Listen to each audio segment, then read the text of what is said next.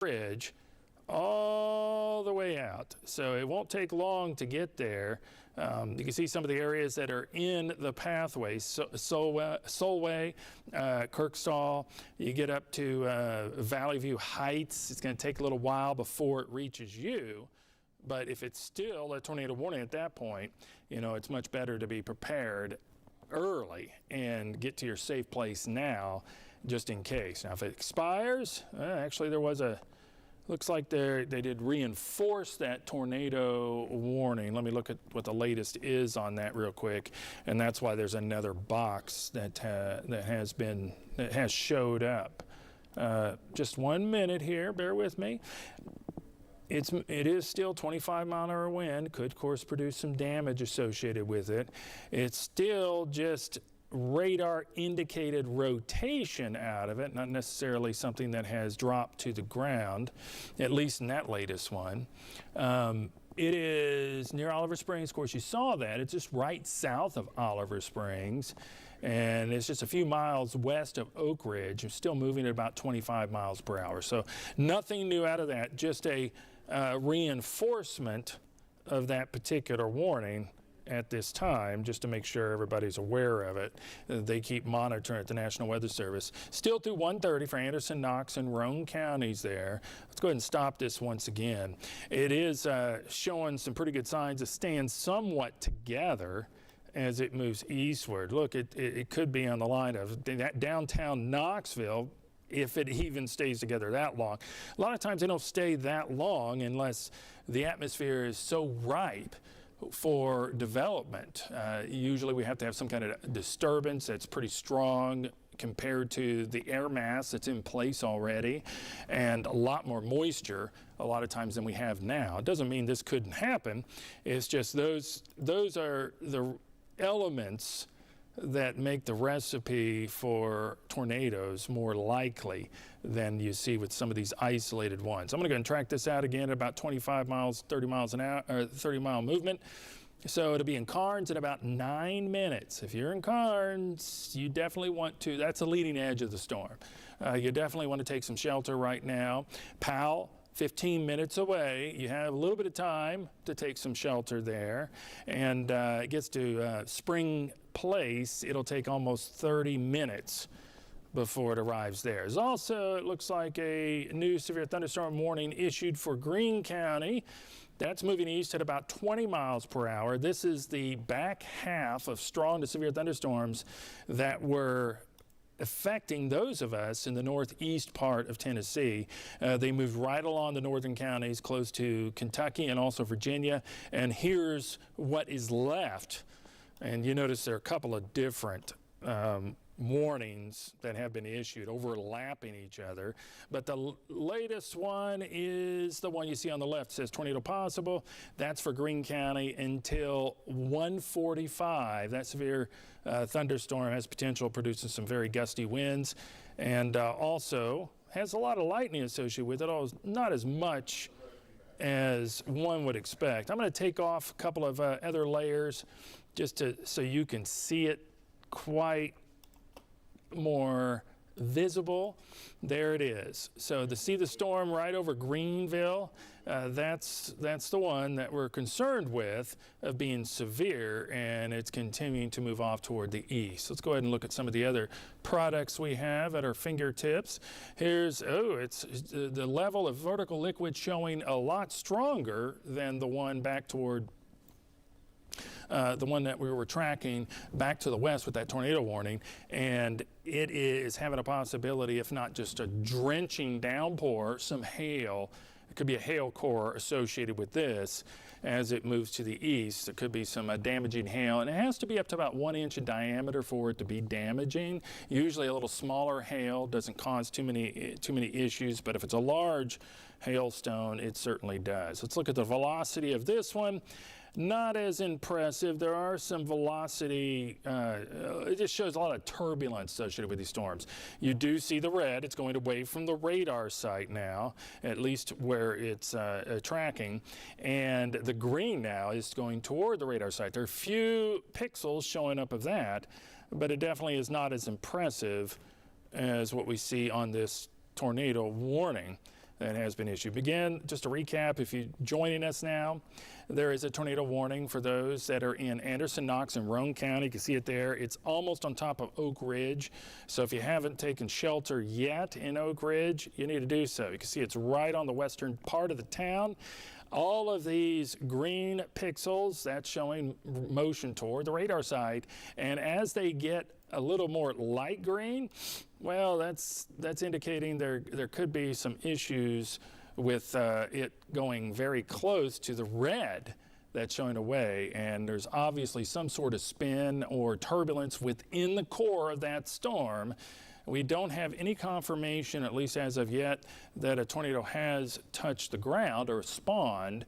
There's just a potential of that broad circulation up above. You probably have seen things like that. Of course, it can not even produce a tornado. It could produce just a funnel cloud, which still can cause quite a bit of damage depending on how low a funnel cloud gets.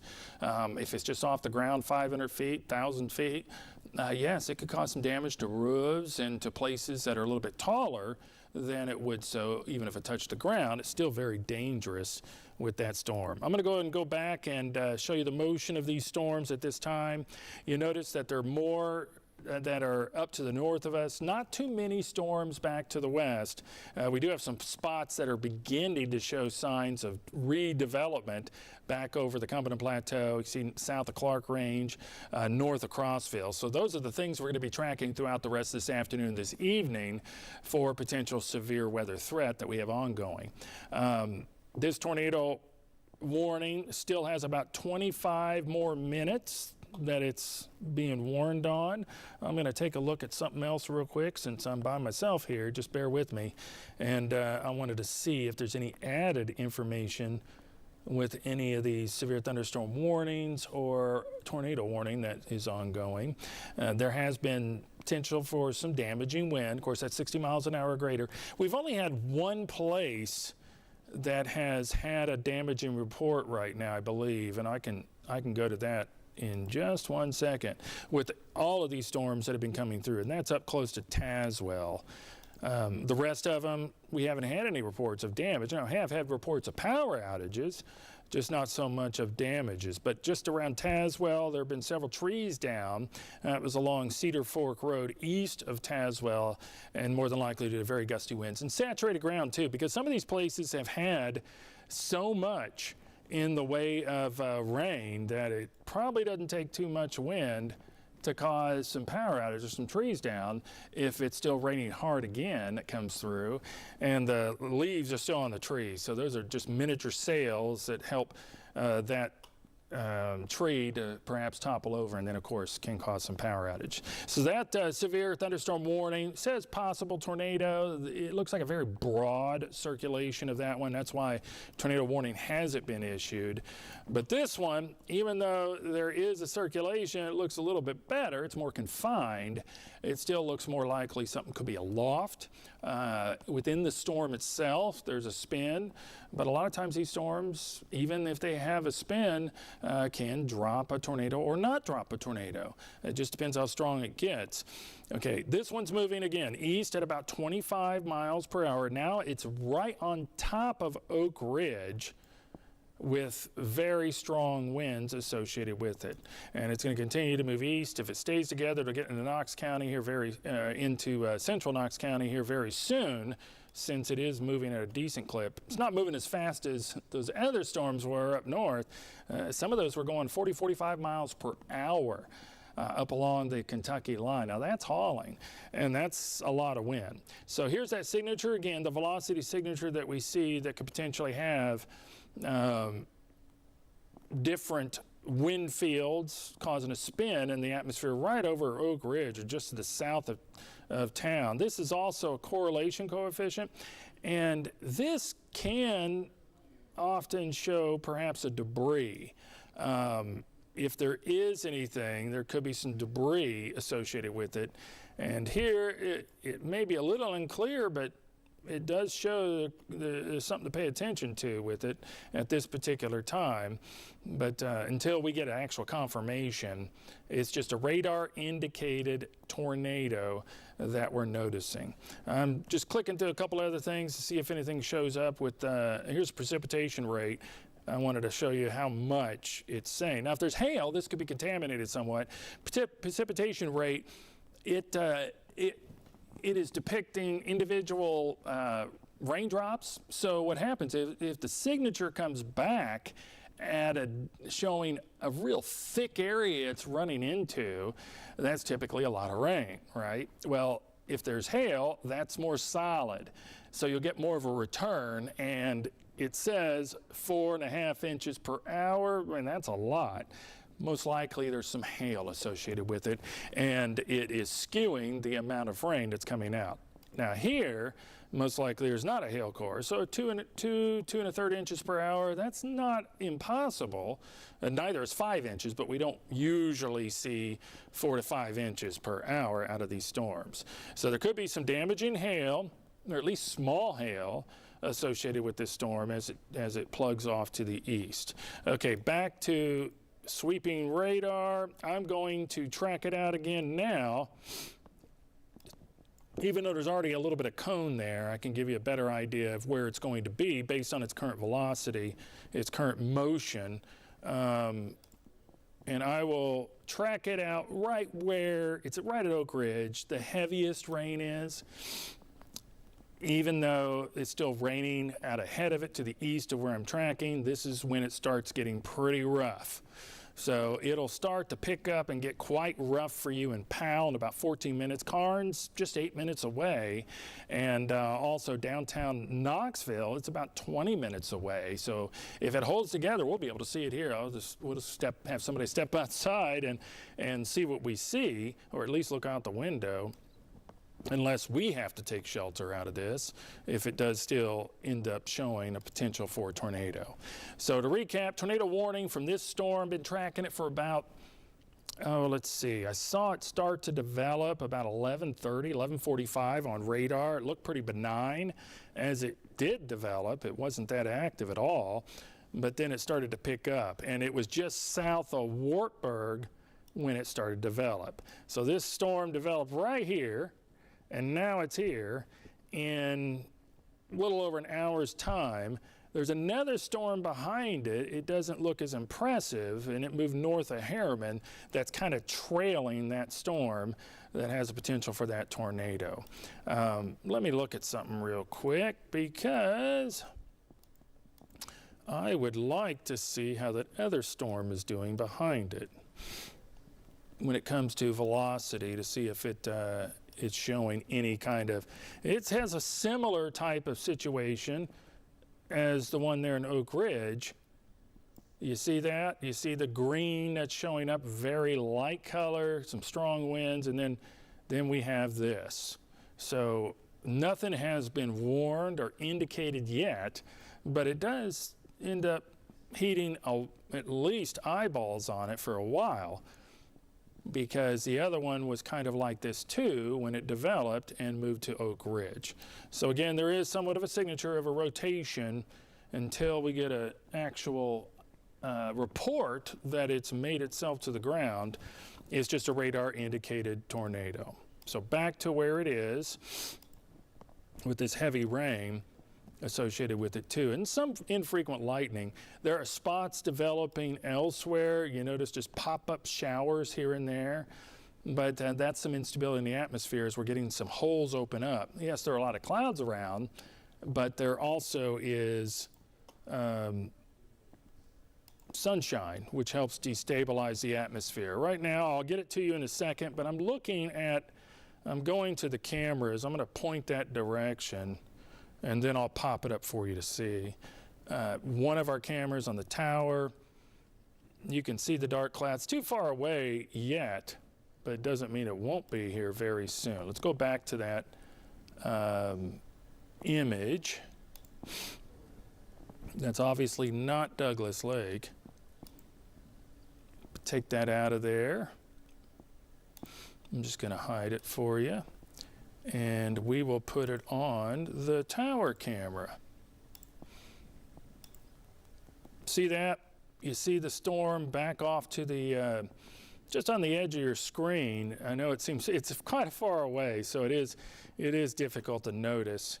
But the storm, the clouds will get darker as it approaches, and I'll keep watching that scene. Let's see if we see it better on Sturchy, our other camera, which is just too far away right now, but it won't be just about 30 minutes from now. The other camera is showing some rain already approaching. If you look off in the distance on that camera, you can see a little bit of a coming down. You see that big, right on the screen, there is a tower that's for cellular. And if you look to the left of that, that's where it's raining. And it's not that impressive. I haven't seen any lightning strikes yet with it. But that's what's coming into downtown Knox County here in Knoxville very soon. It just hasn't made it there yet. Let's go ahead and go back to the radar products to see how things are going with the tornado warning. We still have a good 15 minutes or so that warning is issued for. So we're going to stay on the air until we get an all clear, because it is a dangerous situation if a tornado ends up dropping out of that particular storm.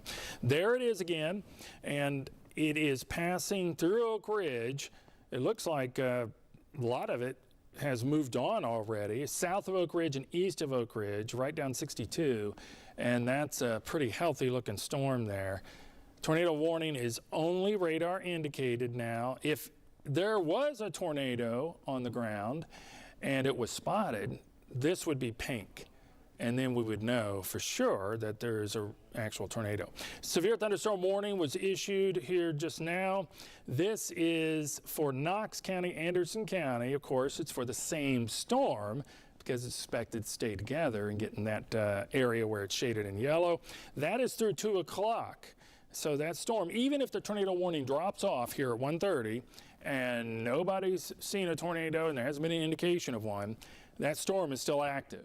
So it still has severe characteristics of 60-mile-an-hour wind or greater, possibly very large hail associated with it too.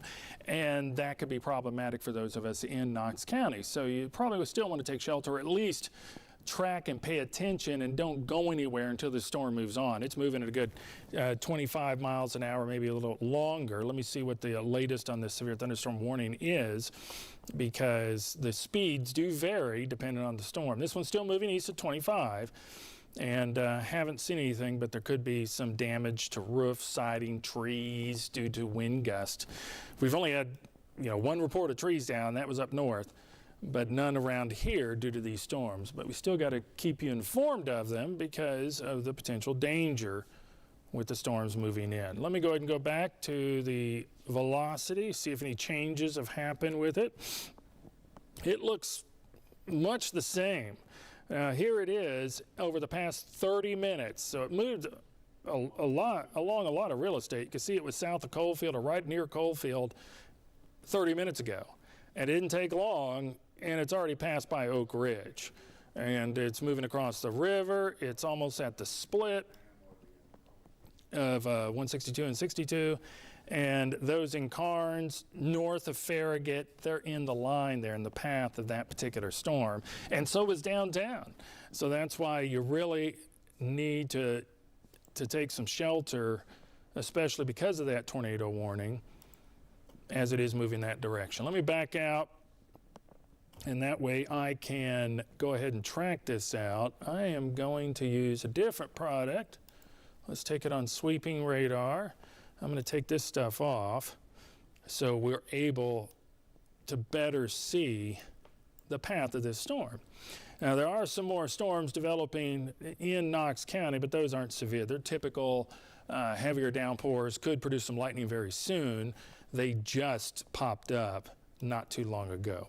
So I'm going to track this storm out. Even though it's starting to rain in Carnes, especially in the west part of town, I am going to track out where the heaviest return is and the core of the storm that will be coming in. So you're already getting the storm, but if it continues on its path at 25 miles per hour, the strongest, the core, the most dangerous part of the storm will be in Carnes downtown in 5 minutes. Doesn't take long at all. And it'll get on to Stonebrook at about 9 minutes. Powell, 11 minutes. You can see it there on your screen. Only 15 minutes away or so to get to downtown Knoxville. And then if it does continue, you can see some other places that it'll affect as it drives in that direction.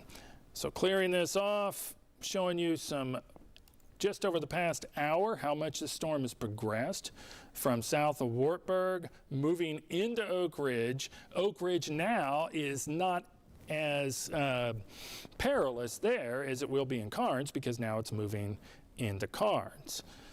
If you're just joining us, there is a tornado warning there, and it's for the path of this storm because there's a possible tornado. It's radar indicated. It includes part of Anderson County, although that's leaving now. Knox and Roane County are certainly in the mix of that, and it continues to drive east at about 25 miles per hour. So you definitely have to take shelter if you're in Carnes. You should have already taken shelter. And if you're in Knoxville, in downtown especially, you need to certainly take some shelter in a sturdy place. Again, the best place would be underground, but it's difficult. Not everybody has a basement. And if you have a first floor and a second floor, you want to be on the first floor. And you want to be surrounded by as many windows as many walls as possible, no windows, because glass can break and start flying around and such. You want to be in an interior closet, interior bathroom, something that is more in the center of your house that has more walls. So you have multiple walls, not just that room, but you have other rooms with other walls before finally it's outside. And hopefully that is certainly more safe because of debris that could be flying around. Even if it were not on the ground and it were a funnel cloud can still cause debris to fly around and everything else. So that's dangerous too. And that's why you need to take shelter, even if it's just radar indicated, because a funnel cloud can do some damage, can hurt you just the same with this storm. You can see the core is very purple, very heavy. If you look at the legend there below the word radar, if it starts getting into pinks and purples, and that's coming down, that's heavy rain, or it has a core of a possible hail. Let me go ahead and go to that product real quick. Todd Howell, the chief meteorologist, came in, and he's going to be picking up a little bit and talking more about this. Here, oh, that looks way more impressive than it did earlier. Go ahead, Todd.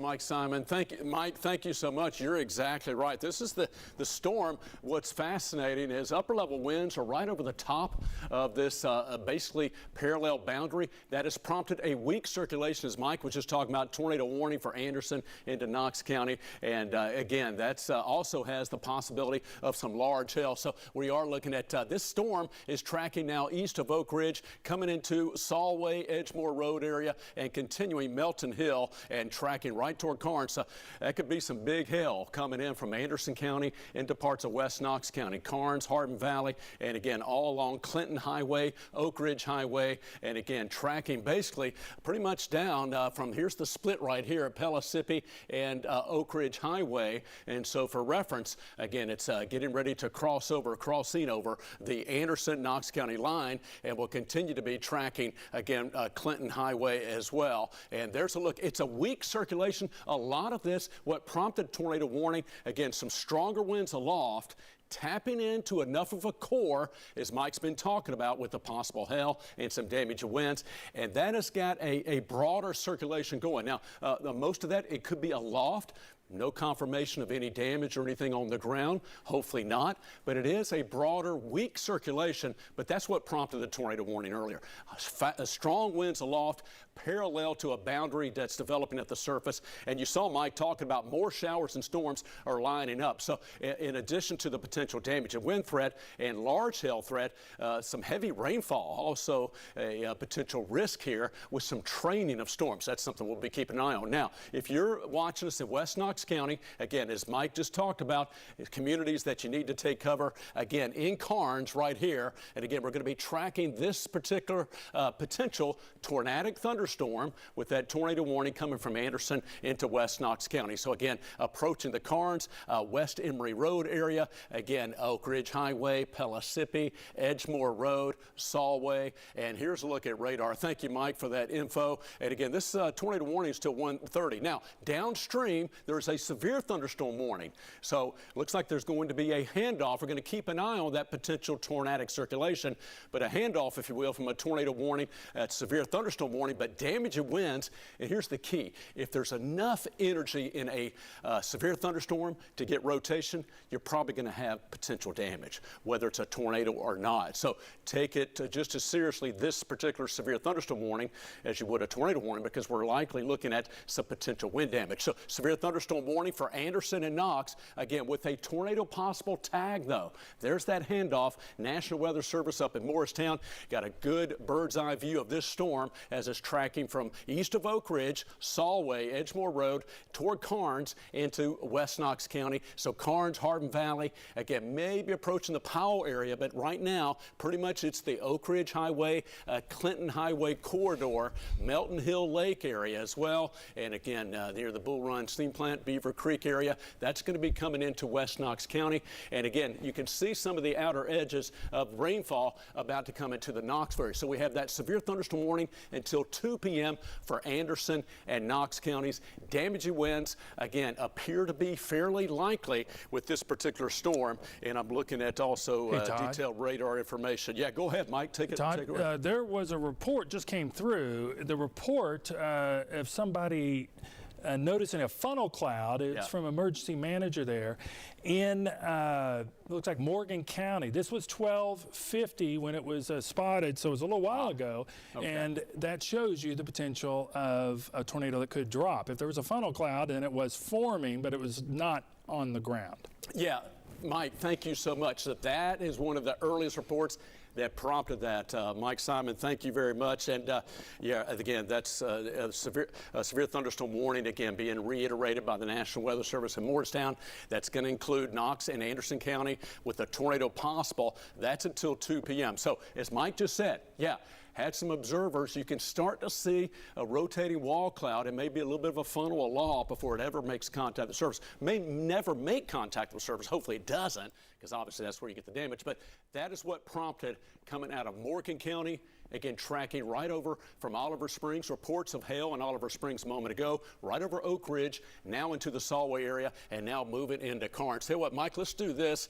And basically what you did a moment ago, and Mike, you and I will go back and forth and tag this. And folks, we'll keep you updated throughout the afternoon. Let's go ahead and zoom back into this storm. Look at that hail core. And let's talk, we're going to talk about the potential circulation, the large hail, and let's go ahead and do a storm track on this storm. Wow, look at that one behind it as well. Again, it was, to be honest with you, Mike and Rebecca and Cassie and myself, we were all kind of looking at how these storms were developing from earlier this morning. And what you're seeing right now, what's kind of a big clue in the atmosphere, there are strong winds aloft that are right over the top of these storms. That's what's fueling them. And they're tapping into the core of the storm as it grows vertically, and they're coming down the surface. And that's what's given us the potential for some large hail and some that circulation and maybe that damaged winds. All right, thank you, Mike. So right now it's in Carnes. So as Mike said a moment ago, you need to be in your safe place. That's the lowest floor, away from windows. Put as many walls between you and the outside as you can. Lowest floor. If you don't have a basement, many don't, a pantry in the middle part of the house, underneath the stairwell. It's a good place. Bathroom, hallway, or closet. Again, we got some large hail and damaging winds fairly likely in the Carnes area. That hail core is very strong. You know, another clue, look at how much lightning is centered in with that. Yeah, that's fine. We'll go into it in a minute. That's also a clue. And a lot of that is probably positive lightning. and that's indicative when you have positive lightning of more ice accretion in a severe storm. When you have positive lightning, you get hail. It's kind of a 2-for-1, so to speak, and you get all those other parameters. So there's a look at the potential hail size. Again, close to 1 inch in diameter, which is quarter size, which is considered severe. But this storm, it looks like it's certainly growing in terms of size, so it could be having a little bit more larger hail than that. If you have time, don't want you to be in harm's way, but if you're downstream from this in parts of West Knox County, and again, you got to be quick, but if you can slip your car underneath the carport, underneath the covering, dealerships, what you can do, but yeah, you may want to, if you can get a vehicle undercover, may not be a bad idea. Again, don't want you to be in harm's way. Not in Carnes right now, the storm's right up you, but downstream, again, toward the Knoxville area. May not be a bad idea. Ball Camp Pike, West Embry Road, Oak Ridge Highway, Western Avenue, and again, Clinton Highway. If I mention from Clinton Highway all the way down Middlebrook Pike, and again, Amherst, Carnes, Oak Ridge Highway, excuse me, and West Embry Road. If I mention some of those roadways for you, this is where this storm is continuing to track. And as Mike is looping the radar, and you see we have that tornado warning again for another less than a minute now from Anderson and Knox, and there's a severe thunderstorm warning till 2 p.m. You see that wobble, a little bit of a rotation, and so a lot of times there's a little bit of an elliptical, kind of an oblong type rotation with the storm, and that's the stronger winds that are kind of whipping that storm around. So that's another clue of what we're seeing running over the top upstairs of these strong to severe storms, some of those high winds and strong winds aloft that could, as they get tapped into, see, they could come down the surface. And even if it's not a tornado, which hopefully it's not, but we could still have severe thunderstorm damaging wind gust. In addition to the damaging wind threat, we could be looking at some large hail. Okay, thank you, Mike, for that. We're looking at the correlation coefficient. And what we're looking at here is that if there's any lofted debris that's showing up on radar, can sample a lot of different things in the atmosphere, not just the rain, according to the wind velocities, et cetera, but can sample a lot of different things in the atmosphere. So what we're looking at potentially is any loft debris. Again, this looks like it's still a fairly broad circulation, but that's something that we're continuing to keep an eye on. Let me read you off some reports, a lot of different things coming in. This is from Becca Sweet. We've got a storm of that rotating cloud, wall cloud, it looks like going through the Oak Ridge area. And Becca Sweet said we got very large hail in Hardin Valley and Carnes area. Very large hail. So that's what we're talking about. Again, you certainly want to stay out of harm's way. And this is why you don't want to be up against a window. You want to be in the center part of the house, away from the outer walls and windows, particularly when you have some damaging winds and large hail possible. So Becca Sweet, again, just giving us that report. Again, the damaging winds, the large hail, and again, this storm also went through the Coalfield area, Petros, Oliver Spring, near the intersection with Highway 61, 62. So we're going to continue to track that, monitor that. Okay, now here's what we're looking at right now. This is we've hopped on over to East Greene County, severe thunderstorm warning. Thank you, Mike, for Greene County, and that's going to be in place until 1:30. Let's go but back. The good news is with that, it's moving out of Greene County now. Okay. So you're probably not so much concerned over there in the Northeast as you are, or should be, into Knox County now with this storm. Yeah, thank you very much, Mike. And if producers in the back in the booth, and Mike, if you can do this too, we go back and forth. Probably want to go ahead and let's show the downtown Knoxville camera. We're going to get an eye on this storm. We'll go back and forth, plenty of time there. Oak Ridge, by the way, you have more heavy rain. Okay, so that's the new, we'll get back to that information. That's a new severe thunderstorm warning for Morgan, Anderson, and Roan until 2 p.m. So here's a live view. Magic TV, there we are.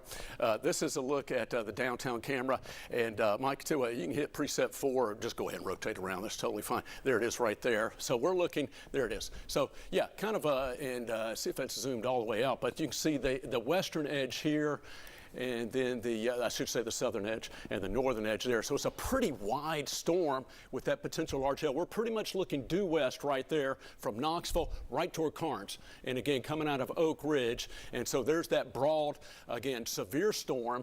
A possible tornado. It does have a circulation still that's embedded within this storm. Here's and the that's tower what we'll continue to track. Go ahead, Mike. Yeah. That's the tower cam. Okay.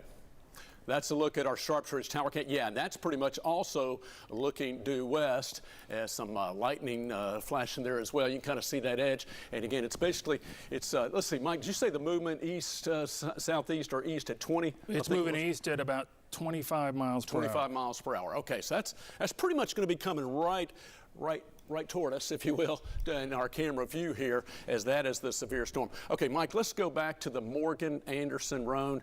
We got two different clusters on radar. Okay. And take a look at those two separate severe thunderstorm warnings. And both of these, I believe, do have a tornado tag on those. So we're going to sample those and keep you updated on that as well. And let's see, while we do this, sorry for the noise there. I'm looking at some video. We've got, Rebecca Sweet sharing this picture with our weather team, etc. Hail coming down in Hardin Valley and Carnes here right now.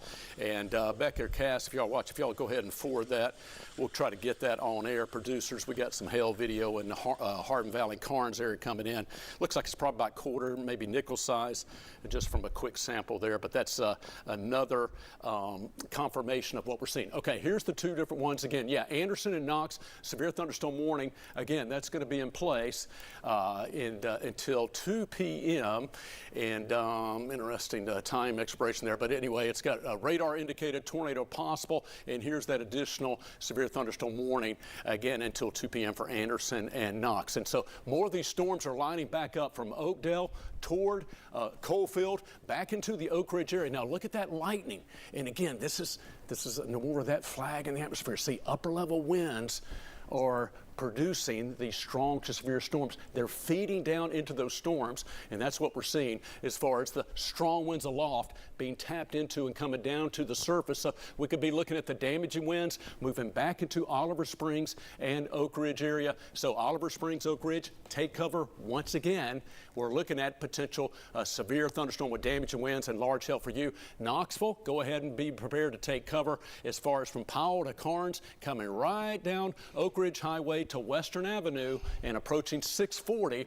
And if you have the TDOT cams in the back, you can just feed it to tell me my ear what we're looking at, and we'll go ahead and look at some of those TDOT cameras, and we'll be checking out some of our sky cams once again, and we'll keep that cycling through. Yeah, so some we of the can show you video, moving in. Go ahead, some of the Mike. video I'm showing, it is, we definitely have nickel-size hail out of these storms that we're in around Carnes area, maybe a little bit larger. It's tough to see with the video I'm looking at, but certainly at least nickel size, if not slightly greater. And that, of course, correlates with what we've been showing you with the hail core, not just the Ville level, which also shows potential for some heavy downpour, but also shows there may be, most likely, when it gets in the purples like that, the return is hail, because if that was all rain, we might as well be on the equator. Yeah.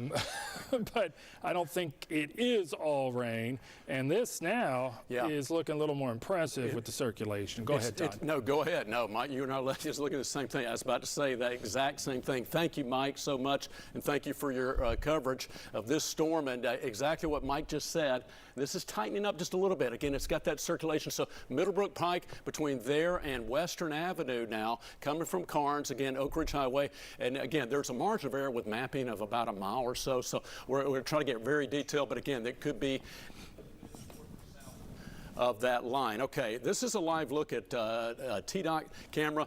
This is at Lovell Road, and so obviously the heavy rain, and don't see much wind yet, but the heavy rain is there. Could be seeing some large hail moving into the Lovell Road area, and also coming in from, again, the Hardin Valley, Carnes area, and again, we're zooming on in. Yeah, let's go ahead and show this loop coming into the Knoxville area now, Mike, and maybe we'll back that up to just the last hour, maybe 2 hours or so, but that's a look at the replay of what we're seeing. And again, you can see these storms. See how they're lining up? This is what we call training. Strong winds aloft, upper level winds, very strong winds, tapping into these storms that have a strong core and vertically growing.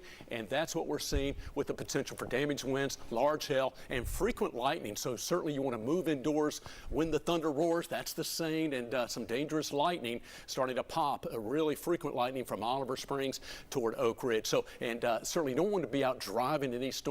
Again, the tornado warning we had earlier now has been allowed to expire at 1:30, 7 minutes ago.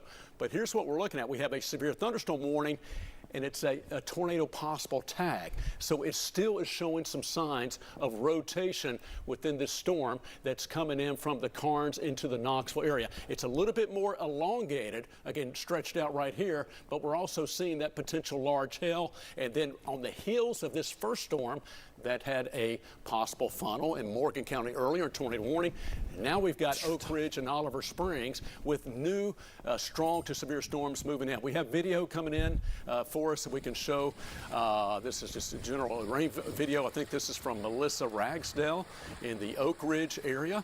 So kind of confirming, you know, the intensity of the rain. And as Mike was talking about a moment ago, Julie Kendrick shared with us, it looks like it's at least nickel, if not quarter size hail coming into the Oliver Springs, Oak Ridge area. Julie Kendrick, that I can just tell you, we'll try to get that video for you as well. And in the back, and again, Rebecca Sweet and Cassie Knowles sharing that from Julie Kendrick. It's a fairly impressive video of nickel and quarter size hail. This is, thank you, Melissa. This is also just some very heavy rain. Now, quick note on video. Thank you so much. We don't want you to go outside and be in harm's way video that storm. If you could be at a safe place, safe distance, again, from that and view that storm, not right up against the window, but safe distance and a safe proximity, thank you. But we do not want you to put yourself in harm's way. But we do appreciate any reports and video. Keep it right there, Mike. Two different circulations. The first one we're talking about, and there's, see this other one? It's got another weak circulation that's developing near Oliver Springs and also continuing to track along Highway 95 and maybe just south of Oak Ridge, but close to the Oak Ridge area. So we've got these, each one of these storms, each one of these cores slowly rotating. That's why each one of these severe storms has a potential tornado possible tag. Thank you, Mike, right there. Generally, as Mike said, moving off to the east at about 25 miles per hour. So near Oak Ridge, we'll be tracking back into West Knox County. So from Karnes, this next one may be slightly south of the first one. So if you're in the Hardin Valley area, and again, we can remove that just for a second, guys. It's a severe thunderstorm warning right now. That tornado warning did expire at 1:30. Thank you. But it does have a tornado possible tag and severe thunderstorm warning. Thank you, guys. Knox and Anderson County. But we are tracking the potential tornadic circulation that's still making its way in from Karnes and toward the Sequoia Hills, Bearden area, passing over Cedar Bluff right now. And again, continuing to track down Middlebrook Pike, Amherst Road, Ball Camp Pike, and continuing likely along just south of Shad Road, Amherst, I should say. There's Middlebrook. And again, this is a circulation. Could have some damaging winds and potential large hail. And again, there you see Middlebrook Pike and continuing north of the interstate, north of Kingston Pike right now. But this is going to be tracking right into, again, the core of West Knoxville. So again, from Toccoa, Norwood, Pleasant Ridge area, and continuing to track Clinton Highway, right down Clinton Highway and coming right into the Knoxville area. And we'll be crossing over into the 640 area. You see Western Avenue. There's Ball Camp Pike. I mentioned that a moment ago. Between Middlebrook Pike and Ball Camp Pike, again, well, this is a broad circulation. Now, the hope here is what Mike said a moment ago, that what prompted this initial tornado warning, folks in Morgan County had noticed a circulation and perhaps a funnel cloud aloft. You want it to be aloft because as long as it doesn't make contact with any part of the surface, it's not going to do nearly as much damage, but you could still have some general damage possible. But we certainly hope this circulation stays aloft. But at any point in time, if it tightens up enough, it can make contact with the ground. And that's why that's why we're bringing you this longer form coverage, because we do have the potential for tornado and we do have the potential for large hail. Again, there's some $half size hail reported on Solway Road already. $half size hail. Mike Simon just saying it's Solway Road. Okay. That was the storm that we were tracking. Edgemore coming out of Oak Ridge, Solway, Melton Hill, $half size hail. Now quarter size, if you have a coin quarter size or larger, that's severe. So we take it up a notch from quarter to $half size. And again, 1.25 inches. And we'll continue to see, this is a large hail core right now from Ball Camp Pike, Piney Grove, Middlebrook Pike, and again, there's Pleasant Ridge Road. I mentioned the intersection between Oak Ridge Highway, Western Avenue, Shad Road, up to Clinton Highway, and all areas in between. we will continue to be tracking this storm. Again, here is 640. So this storm's moving east at 25. So heads up Knoxville. Unfortunately, we're probably going to have to be dealing with some torrential rain, maybe some damaging winds, and some large hail that's about to move into the Knoxville area shortly. It's this storm, this cell is holding together. By the way, again, we are under a weather impact alert for the rest of this afternoon into early this evening because of the threat of some potential damaging winds. And in this case, we're tracking a tornado circulation. Hopefully that dissipates, but some damaging winds and large hail possible. Okay. I wanted to show you this to show. Can you say that one more time? We're looking at the hail size that shows the damaging winds. Okay. Okay. Yeah. Go ahead and Mike, if you'll hop on over to our downtown Knoxville camera, coming into the Bearden area, just got a potential report of a possible wall cloud. That's that broad. A wall cloud is the broader circulation of a severe storm. So we'll go ahead and take a check. Yeah, that's the tower camera. We got the tower over to the right. Yeah, do that. Go to the right just a little bit, just a hair, and we'll track this potential, tornadic circulation, severe storm coming in. That's fine, Mike. Or even back to the left, that's fine. It's coming right toward our camera view. And so this is the broader severe storm. And again, there's the edge on the southern side and wide enough that on the northern side, again, just out of camera view, but potential rotating wall clouds, severe storm, damaging winds possible, some large hail possible within this storm, even confirmed. Mike just said we had $half size hail, again, confirmed coming into the region, and also some quarter size hail confirmed earlier in the Oak Ridge, Oliver Springs area. That was coming in from Morgan County into parts of Roane and Anderson County. So this is a live view of this severe storm. Again, tornado possible. Here we are in early September. No, it's not necessarily severe weather season. You're coming out of summer, early fall, but the parameters in the atmosphere. We have a cold front that's approaching. We have strong winds aloft that are feeding these storms, and some of those strong winds aloft, way up here in the atmosphere, can be transferred down the surface, and you can have a circulation that develops. And that's when we have a rotating severe storm, and out of that broader circulation rotating storm, you can have a spin up and a funnel. That's what Doppler radar was indicating. Okay, hey guys, thank you so much. This is the video from Julie Kendrick of that storm that was shared with us a moment ago. This is Julie Kendrick confirming that it had large hail. This is in the Hardin Valley, Carnes area. I may have said Oak Ridge, Oliver Springs a minute ago with Julie Kendrick, sorry. The Hardin Valley, Carnes area, Julie Kendrick shared this video. It looks like it's at least nickel, and Cassie Nall and Becca Sweet confirming that it looks like maybe more quarter-size hail.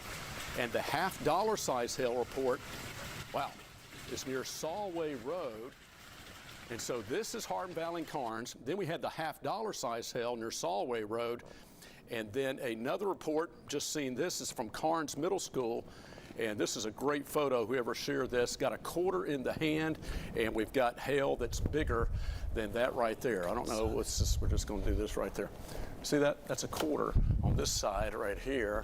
That's a quarter. And then there's the hail size. See that chunk? It's bigger than a quarter. Focus in, okay. All right, that's what we have in Carnes Middle School. So again, that confirms that storm that is coming right down, again, from the Carnes area, Byington, Solway, and now continuing from Amherst, Middlebrook Pike into the Pleasant Ridge area. Again, Bearden reports of that rotating wall cloud. Upstream, more storms, Oliver Springs, Oak Ridge. You need to be in your safe place. Where's that? Lowest floor, away from the outer walls and windows until the storms pass on by. And again, if you have a basement, it's always the best place to be, but a small interior room away from the outer walls and windows, and like a bathroom, a closet, okay, underneath stairwell. That's whenever we have severe weather, and I think you know this, but just in case you don't, you know where your safe place is. That does need to be a small interior room on the lowest floor, away from those outer walls and windows. So have that plan in place. That way, when we have a tornado warning, severe thunderstorm warning, you know where to go, you're safe, wait for the storm to pass, and then come on out, etc. So this is what we're looking at. These storms are lining up, and by the way, as we mentioned, in addition to the damaging wind and large hail threat, very heavy rainfall, so we're probably going to be seeing some at least minor flooding developing. I can see the out of wall these cloud storms. now. Go ahead, Mike. Let me go ahead and take that. You can barely see it because there's a pole in the way, and I can't push it over anymore, but do you see that around the edge of your screen? Yeah, you can, actually, that's our tower camera. Yeah, go ahead. You can go over about 3 clicks to the right if you want, or to the left. It's coming into the Knoxville area. And even if the pole shows up, go ahead. We'll just kind of see through it, or see around it, so to speak. Yeah, there you go. And yeah, I see the edge of that. And again, bear with us, folks. We're obviously looking through a tower here. And but that's that storm. You're right, Mike. That's the edge of that storm that's coming into West Knox County. Now we can go back to the left. But yeah, I'll go back. There you can see the very edge of it. yeah. That's exactly it right there. So, you know, you're just, you know, we don't see a funnel here or anything. We're just looking at torrential downpours and rain. But obviously, we're keeping an eye on that because when we talk about a larger wall cloud that has some signs of rotation, we may be able to see that rotation as this storm's moving in. But one of the things that's tough in the southeast, including here in East Tennessee, the Tennessee Valley, is a lot of times if there's a possible tornado funnel cloud, it could get rain wrapped and shrouded in the heavy rain. So sometimes it's harder to see versus, you know, out west. Now there's there's a view. Let's go. This is looking northwest. This is through Shook's Gap. This is 275, and so here's the interstate. If you will, Mike, if you don't mind panning, pan on over to the left, or the other left, back to the yeah, it's the opposite here. Yeah, no, you're fine. Sorry. And continuing back to toward the west is there. Okay, so there's the edge, and that's kind of gives you an idea right there. And boy, this is a mature, severe storm. And again, the very heavy rainfall with that large hail. Again, anywhere from nickel to quarter to $half size hail being confirmed from Solway to Hardin Valley, Carnes Middle School. And again, those are all confirmations of the large hail. And with this severe storm that's coming to the area, we have a weather impact alert that will continue to be in place this afternoon into early evening. And by the way, this is the southern edge of this line of strong to severe storms. Additional storms are expected as we go later this afternoon into early this evening. And so that's why we have a weather impact alert. I think once we get past about 7 to 8 p.m., we're going to be much better. Just looking way ahead down the road as far as how long we have to deal with this. So may have to be with it until early evening. So here's what we're seeing. Oak Ridge, Oliver Springs, new cluster of strong to severe storms for you. Very heavy rainfall. There's the severe thunderstorm. Again, with a tornado possible tag, that's for Knox County. That's until 2 p.m., 10 more minutes for this severe storm. And Mike, if you'll go and check that out. That may be because, is that because of the Bearden wall cloud as far as that observed tag? Do you mind checking that out in NWS chat? Yeah, let me see what I can find. Yeah, that's fine. Go ahead. I just noticed that was an observed tag, and so that could be because of that confirmed wall cloud sighting in the Bearden area. We'll have to wait and see. But again, we get a lot of information. This is from the National Weather Service office in Morristown, which does a great job of keeping us all updated and informed. So they're looking and sampling this storm and getting a lot of different reports, and we're passing that on to you. And so this other storm in Oak Ridge now, tornado possible, it's radar indicated. Okay? That's what we're all looking at right here, radar. And when you have a confirmed and observed tag, that's likely from a funnel cloud or wall cloud sighting. Mike's checking on that may be from that report in the Bearden area that's coming into Knoxville. Folks back in the booth, it's about here in the Knoxville area. So let's go back, and there's the hail we were showing earlier on my phone. That's the Carnes Middle School, larger than quarter size hail. That's at least $half size hail. And, you know, kind of that next one may be up 1.5 inches is ping pong ball size. And if you get to 1 3/4 inches, that's golf ball size. So there's all the hail sizes. Thank you very much for that. Let's look back at any TDOT cameras and check out the downtown Knoxville camera as well, looking west. And Mike, if you will, while we're doing all these things at once, and we're showing folks some different things, let's pull up velocity scan real quick, if you don't mind, Mike. Thank you. And for both Knoxville and for Oak Ridge. And okay, there's right along the interstate, a little bit of a, you know, a broader couplet, I should say.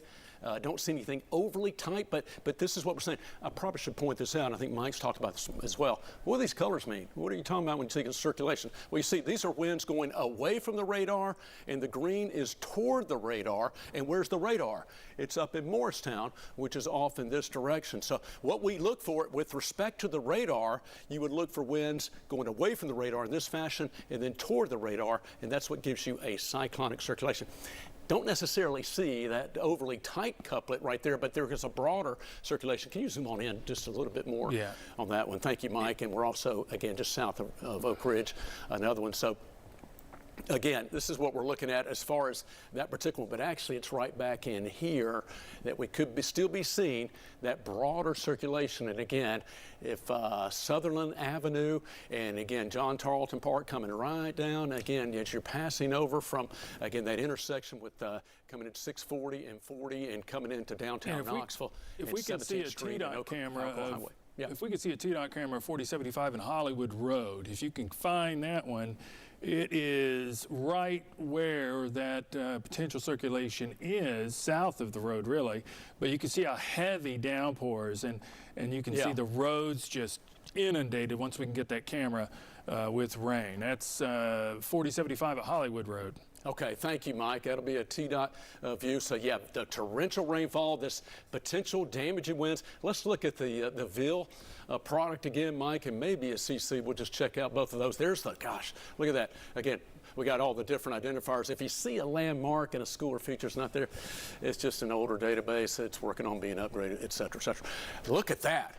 There's the camera view for you, Mike, you were talking about. Oh, yeah, that's it. Wow. That's it. That's the torrential rainfall. And look at the spray as the cars go by. Obviously, a lot of ponding of water on the roadways. Look at the trees to the right. You can see those trees swaying around. That's the gusty winds. Again, we could be looking at winds 60 miles per hour plus with any severe storm. Large hail greater than quarter size. This is a very mature, large, severe storm. We have watching the possibility of some rotation with the tornado possible tag within the storm that's coming into, again, the Knoxville area, Bearden, Sequoia Hills, and again, continuing to track Middlebrook Pike, again, Interstate 40 to 640 interchange here, and also Kingston Pike being impacted. So Bearden, Sequoia Hills, again, into West Knoxville, and now about to be into downtown. Now, wow.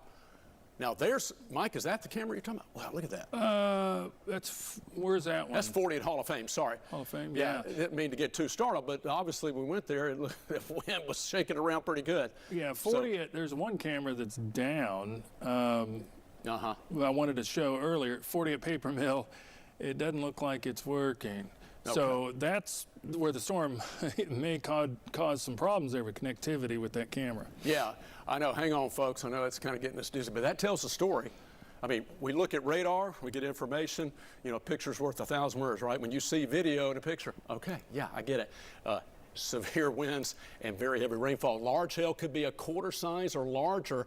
That's some of the latest hail potential size. That may be slightly underdoing it. And very heavy rainfall. You saw all the water on the roadway. So potential flooding, at least some minor flooding, large hail, damaging winds, all on the table right now as this storm continues to track into parts of West Knoxville and through West Knox County and about to move into the downtown area and just south as well. And so this is going to be tracking, again, down along Alcoa Highway, again, Kingston Pike, and continuing Cherokee Trail area as well. So heads up, coming in UT Medical Center. And this is a live look at our downtown Knoxville camera, another confirmation of the torrential rainfall, the intensity of the rain out of this storm, and the wind-driven rains as well. Again, we are looking at some wind-swept rains moving in. Again, a possible circulation. And so far, I say good news, we're going to continue to give you updates on any potential wind damage reports. We've had large hail reports so far, and we're going to continue to keep you updated. Hopefully, don't have any power outage reports. Here is another hail report, and Stesha Givens, thank you so much for that. And again, if there's a coin you can place beside these folks, if you don't have one with you, it's okay. We've got enough of an idea of what we've seen already, but that is likely at least quarter size, if not larger. That could be looks like it's about quarter to maybe $half size. And again, I'm a little bit of a guess on that, but it's another confirmation of the large hail that's been moving in. And we did have that confirmation of $half size hail for you in the Solway area. And Karnes, Hardin Valley, again, you have had that quarter size hail and even larger in some cases. So this is velocity scan. Let's go back to maybe the radar and the hail core. Thank you, Mike. The main part of this, again, from Knoxville, south Alcoa Highway, and right there's a look. This is radar. Torrential rainfall. Again, we mentioned Sutherland Avenue, and again, making its way also again, Cherokee Boulevard. Yeah, exactly, Mike. You were talking about this a moment ago. Let me let you talk about the purple. The intensity of the rain and the large hail that this storm has maintained for a while, Mike. Yeah, a lot of times when we start seeing it purple, it of course can be very heavy downpour, but most times when we get it like this with some light purple showing up too, there's hail. And that's because we are getting the radar return very strong, and it's bouncing off those larger hailstones, and that's why it's showing some torrential amount of rain. Yes, it's raining hard, but also has hail within it. Of course, we have proof of all of that. If I tried to show how much rain was coming down, we see the precipitation rate is just outrageous, and that's because of the potential for hail inside this core of rain. So even though it's going to come across as some 5 inches per hour, if that happened, we'd have flash flood warnings everywhere. That's because of the hail. Otherwise, it's not near as much. We do have some outages that have been going on already. It looks like some of the outages, I'll have to look closer at the screen because it's pretty small, but the outages are right along the line of where that storm ended up being. Over 500 outages where you see it in red there, and that's the extreme western tip of Knox County. And then you got some purple showing up, 200 to 500 outages, and that's right near that path. There's 476, it says, affected with those outages. So yes, there's some very gusty winds with the saturated ground. The trees still have leaves on them. It can topple trees pretty easily and cause some power outages, maybe even topple some of those power lines too. A tree could fall on, and then it would have to take a long time to get repaired. Also, the velocity is still impressive, maybe not as much as it was earlier, but it's still showing some impressive differences in the wind directions. And we already know there was a funnel cloud, at least, dropped somewhat out of this storm back toward the west. So there could be still a potential for more of that happening. Even though we don't have a tornado warning, we do have potential severe thunderstorms that could drop a tornado in its path. And look, it's like 3 different thunderstorms going over the same areas. Oh. So I don't doubt we should have eventually flood advisories because of that, especially once the third one out of Harriman gets in that direction, because once it gets over some of the areas that already received a couple of inches of rain, that's going to, here, let me put that back on there, that's going to definitely cause some problems on the roadways due to that heavy rain. Here's the velocity again. Yeah, there's Mike, the second storm. Right there, go ahead. That second storm, I was just looking at that. That's gotten a little bit better defined. That's in Hardin Valley. And again, Campbell Station Road. And that's continuing to track east. There's that circulation. Go ahead, Mike. That's the one that's, it's another one that's picked back up between Oak Ridge and Farragut in the Hardin Valley area. Yeah, it's getting more prominent, so more than likely there's a spin that's strengthening somewhat within that storm, even if it's not on the ground. It definitely is strengthening somewhat. The Ville is showing a pretty good core, just like the other one. It's just not as broad. The one that's in Knox County is extremely broad compared to the other one that's just moved away from Oak Ridge. And it's just north of Farragut, actually. It's not very far away from where I live. And it continues to track north of Yarnell, you notice, at least the heaviest or the core of that.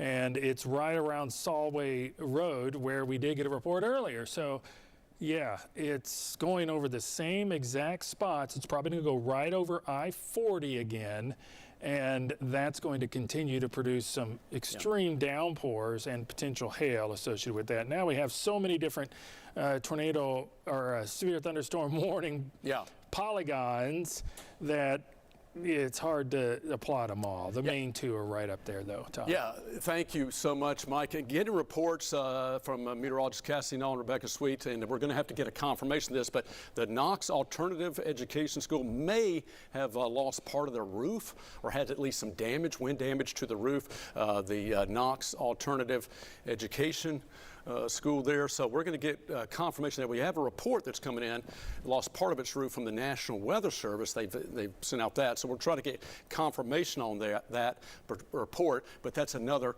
confirmation of the intensity of the winds and the strength of these storms. And Mike just talked about, look at that. 1, Knoxville. 2, back into the Carnes, Hardin Valley area, come from Oak Ridge. 3, back coming into the Coalfield, Petros, Kellytown Road area, intersection of Highway 62 and 61, back into the Oliver Springs area. So again, you can see it clearly. We're on the southern edge of this boundary with strong winds aloft, and these storms are just tracking. Like train cars over railroad track. That's what we call training. If you will, just go ahead and loop that right there. See that? They're just repeatedly moving over the same area. And then there's more upstream. So yes, and Becca Sweet and Cass, we're also chiming in. Again, we're all doing our best to keep you updated. Look at more of the storms. Thank you, Mike, for greater coverage. And again, we have had this tornado warning. That's why we're spending a lot of time on this storm from Anderson, Rome, Morgan, into Knox counties, obviously. But you have more of the scatter storms to the north. But Becca and Cassie pointed out flooding. As we've been talking about, when you have training, think of that other ing word that goes with it, flooding. Yeah, training equals flooding a lot of times. And so that's what we're looking at. It's moving slightly south of east at about 20 to 25 miles per hour, but downstream, and again, if this continues, we'd have to say Kodak, Sevierville, Seymour, Boyd's Creek area, and again, Chapman Highway already, boy, not good driving out on Chapman Highway right now. Very, very heavy rainfall, large hail, and so we've had the damage and wind. We have damage and wind threat. A large tree is reported down at WIVK radio station. So that's going to be just off of Kingston Pike. And this is, let's see, y'all go ahead and tell me in my ear what we're looking at. Angela Hall, some very heavy rainfall as far as the location. Just some of that very heavy rain coming in, and you can see severe thunderstorm warning for parts of Knox and Anderson County now until 2:30. So these strong to severe storms continuing to come in. But again, we have 4,000 people now without power from KUB. That just coming in, and again, that's Rebecca Sweet just sent us that confirmation. 4,000 people without power. So when you get the high winds, strong winds, you're likely going to have power outages. And here's a look at the KUB report right now. And thank you so much, list of folks in the back there. Here's a look where you see the bigger red dots. That's where we have the greater amount of power outages. You can see the larger the circle, the more the power outages. So that's a look at some of these samples. And again, there's, I don't know if you can zoom on in that a little bit more. If you can't, it's totally fine. But that's what we're looking at with those sporadic power outages. But look at where they are, right along the corridor of Interstate 40, Kingston Pike, kind of a little bit north of the Interstate, Middlebrook Pike, right along the track of that storm, right? That was that storm with the hail core and the highest winds, and it's making its way across North Shore into Cherokee Trail, Alcoa Highway, UT Medical Center, South Knoxville area right here. And another clue when you were looking at the storms, not only do you see the purple colors, when we talk about the heavy rainfall, the hail core, look at the lightning. See how it's clustered? Yeah, that's a big clue, right? That's where the most intense part of the storm is. And a lot of that can be positive lightning, and there is direct correlation between some positive lightning strikes and ice secretion or hail growth, hail in a storm. So we've had some big hail, upwards of a $50 size being reported earlier in Solway and also in Carnes, Hardin Valley, quarter size. So we've got more lightning that's clustering around from Oak Ridge to Carnes into the Hardin Valley area, and that's passing again Campbell Station Road, Pellissippi, and continuing to track again into West Knox County. And again, it's repeatedly moving over the same area. So there's a look at Mike's showing right here the number of strikes, 56, but most of that is centered with this storm storm, clustered with this storm in South Knox County and South Knoxville, Mount Olive, and continue to track between Alcoa Highway and Chapman Highway. And this is going to be moving into northern Sevier County. So again, we're unfortunately may have to deal with some large hail and maybe some damaging winds. Again, Sevierville Pike, John Sevier. And it's going to be tracking right across your area, as you can see, continue to move on in. And Hendron Chapel Road, once you get down, passing from Knoxville down Chapman Highway, heading towards Seymour, anywhere along Chapman Highway from Knoxville to Seymour, impacting by potential large hail and damaging winds, and Sevierville Pike, and again, John Sevier as well. So heads up for South and Southeast Knox County and Knoxville. That's where we're seeing the core of this severe storm that's continuing to move on off to the east-southeast. Mike, and if you want to take a wider view of the radar, again, this is just, it's become a very active afternoon. There's also a flood advisory been issued until 5:15 for Knox, Anderson, Morgan, and Roane counties. I'll depict that in just a little bit there. Okay, thank you, Mike. You could almost, you know, it was almost a given. You could see that coming with the training of storms, the very heavy rainfall. So as Mike said, flood advisory. Now, the advisory is a little bit of a lower threshold. That's more for the minor flooding issues, but stay tuned. If we continue to see heavy rainfall, that could be upgraded to a warning. Hopefully not, but we have a flood advisory now coming in from Morgan, Roane, Anderson into Knox counties. That's and look just north and south of this line. Is there much deviation? Not really, is there? See, it's training across some of the same areas. So if you're in Clinton, you know, I know, you're looking at those storms just repeatedly moving to your south from in a west to east fashion. You've hardly had any rain. You're down in Lenore City, you know, similar, et cetera, et cetera. In Maryville area, you're looking at those storms to your north. But that's the serious nature of the training with flooding. You definitely do not want to be out driving if you don't have to in these type of storms. If you do have to be out, I was just going to say, go slow, take your time, headlights on. Take it easy. Some of the folks have to go pick up kids and get in the pickup line for school. Totally fine, understandable. Just take it easy, allow extra time, and yeah, back to you, Mike. This will show, I just want the people in the back to take the SmartWay camera at 162 at Level Road. If you can get that, that shows the core of that secondary storm just passing north of Farragut. And it is coming down. It does show you, once we can put that up, the rain and what's happening on the roadways for people that are trying to get out and drive in this. It is really coming down at about an inch to maybe inch and a half per hour in that area. And I'm going to keep an eye on as well. There it is. Yeah. Yep, there it is. And it's just you could see the sheets of rain due to the wind and the storm. This is that second one that is going over some of the same areas. Look how slow those cars are going to the right too, which is smart. Don't go fast. Oh no. Not a time to make up time and slow your speed down. The way the wind is, the heavy the rain is, you could end up easily hydroplaning if you're going too fast. Now, some of the heavier vehicles, larger vehicles, they can withstand some of that a little bit better, but it's still dangerous even for some of the semis. If it's raining so hard and heavy and the wind is so strong, they can be knocked to the side a little bit. So you want to stay away from them too. You don't want to be right next to them and end up having accidents happen due to those gusty winds of 40 to 60 miles an hour associated with those storms, which these have had very strong winds too. Since we had trees down, obviously, the wind is extremely strong. I'm going to keep an eye on some of these TDOT cameras too, so we can get an idea when that storm goes over, because that storm will most likely get on 40. It's going east, but just a jaunt to the south. So we'll be able to see it a little bit better once it does so. But those that are up toward Ball Camp Pike and into Carnes, right in that area, down Yarnell Road, that's where it's going to be some of the heaviest downpours associated with this secondary storm that is under a severe thunderstorm warning going through. Let's go ahead and go back to real quick the velocities too to show you this one. This is the velocities associated with that secondary storm now in the Farragut and Carnes area and also Hardin Valley area. And this, you remember a couple of years ago, we had that tornado that caused damage and went right down, was a Ball Camp Pike, I believe. And this is somewhat of the same area. even though there's no tornado or anything, we have a possibility of spin in the atmosphere and maybe even a funnel cloud that could briefly be seen and go away. Sometimes these things come and go quickly, and they don't really stay prevalent for us to see that well, especially in a field of rain. So there very well could be a spin that somewhat drops and then goes back up. You know, it can bounce up and down just a little bit if it does happen. But at the moment, no tornado warning, just a possible tornado with that severe thunderstorm warning associated with that. And here it is again. They even say possible tornado. See, it's just taking the same path that first one. It's growing. Almost as large as that first one, moving to the southern part of Knox County, did earlier.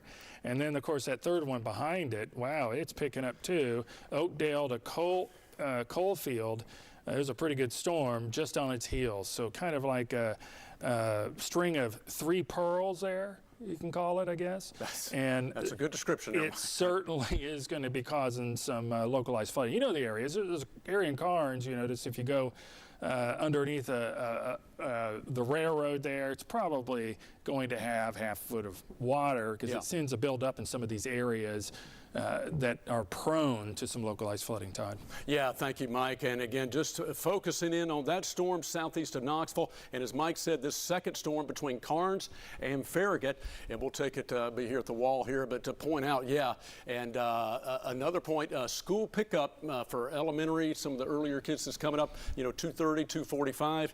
And I know it's not going to be necessarily a lot of fun, so to speak, in some of these parts of West Knox County into Knoxville itself, and also for parts of Anderson County and Morgan County. So if you are on your way or going to pick up kids, that you have to go. Well, certainly drive carefully, go slow, and a lot of times, instead of driving, once may be okay to just kind of hunker down or stay parked in an area instead of trying to get out on the interstate and roadways and wait till the heaviest of rains passes by if you have to be out and about in this. Obviously, you have to get to your destination, but go slow, be safe. Just know there's a lot of water on the roadways. Flooding is becoming an issue, okay? And we do have some potential damage winds, have some hail possible. So again, I would encourage you to maybe, if you can get to that place and if you can stay put for a little bit, hunker down for a little bit, and then navigate back home or to your destination, but not when the storm is at its strongest. A lot of times, as you know, it's likely a good idea just to kind of maybe stay put for a little bit until the intensity of those storms lessens and dies down a little bit. And as Mike said, 1, 2, 3, a broader third back in, but these are training over the same area, so there's a little bit of separation, but not much. And so this is why there is now that flood advisory for Morgan County, including Coalfield, Petros, Roane County, including Oliver Springs, and again, another heavier cluster around Kingston right now, but also Anderson and Knox County, including certainly Hardin Valley to Carnes, and in close to the Farragut area. Again, these storms, as they're tracking slightly south of east, and again, has avoided deep west Knox County for the most part, but right through the heart of Hardin Valley, Carnes, right along the Oak Ridge, Western Avenue corridor, and Interstate 40, Kingston Pike corridor, and Middlebrook Pike. These areas have been hit pretty hard. We have reports of power outages right along the path of the storm. And again, we've had reports of large hail, and now we're seeing also reports of flooding that are coming in. So again, these are the severe storms. If you're just joining us, it's coming up on 2:15 on this Thursday afternoon, and storms got going earlier and even had a possible tornadic circulation earlier this just afternoon time in Morgan County. That prompted a tornado warning, and that's what we were tracking from Morgan into parts of Roane and near Oliver Springs, into Anderson County and into Knox County. And so that's the look at the history of those storms and what we've been tracking so far this afternoon. And now what we've been seeing is these storms repeatedly moving over the same area. So it's not just been one cell or one storm. Look at the cores. Let me hop out of the way.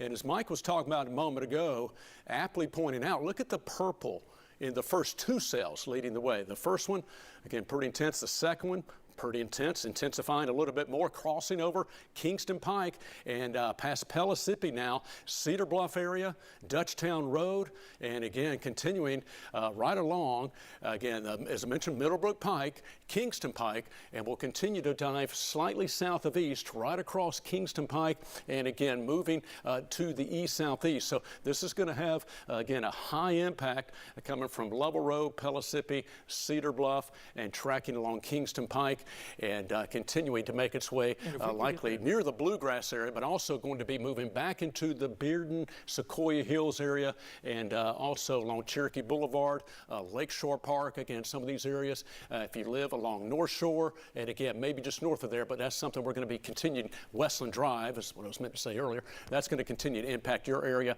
and south and east of Knoxville. Torrential rainfall right down Chapman Highway, and again, we can show you this observed rainfall. Look at how much rain is falling. Again, this continues. What's that bullseye between Oak Ridge and Coalfield? Is that like 2.5 or 1.8? It's a little too high there. So just under 2 inches so far between Coalfield and Oak Ridge. But again, you can see the focus of that very heavy rainfall, nearly 2 inches east of Oak Ridge and just shy of that to the west. But again, that's all feeding due east on this more or less linear line, as that's basically a boundary is parallel to the winds aloft. They're stacked on top of each other like this, and so you're repeatedly seeing these storms tracking over the same area. Because, well, okay, well, there you go. There's a nearly 3-inch bullseye. Now, when you have some hail, sometimes Doppler radar can overestimate when you add large hail into the heavy rainfall equation. The radar just sees some of that ice instead of the rain, but it may be at least 2.5, and potentially close to that. So you get the idea. That's the heavy rainfall, and again, we've had those reports of large hail coming in earlier. There's a look. Mike's showing that right there. That's actually a pretty good view because you can see the history from Morgan County, Oliver Springs near there, Norwood in Roane County, near Oak Ridge, and again Claxton, Melton Hill, and Solway area. I said Claxton, sorry, Solway, Edgemore Road area, Carnes, Hardin Valley, right near the split of Pellissippi, Oak Ridge Highway, right there. And again, you can see it tracking right in between Carnes and Farragut, and then coming right into Knoxville. There's a look at that potential hail that's maybe intensifying again as far as earlier with that other cell also intensifying north of Farragut, and that's going to put it again from Pellissippi and over Campbell Station Road into the Hardin Valley area and closer to Pellissippi actually.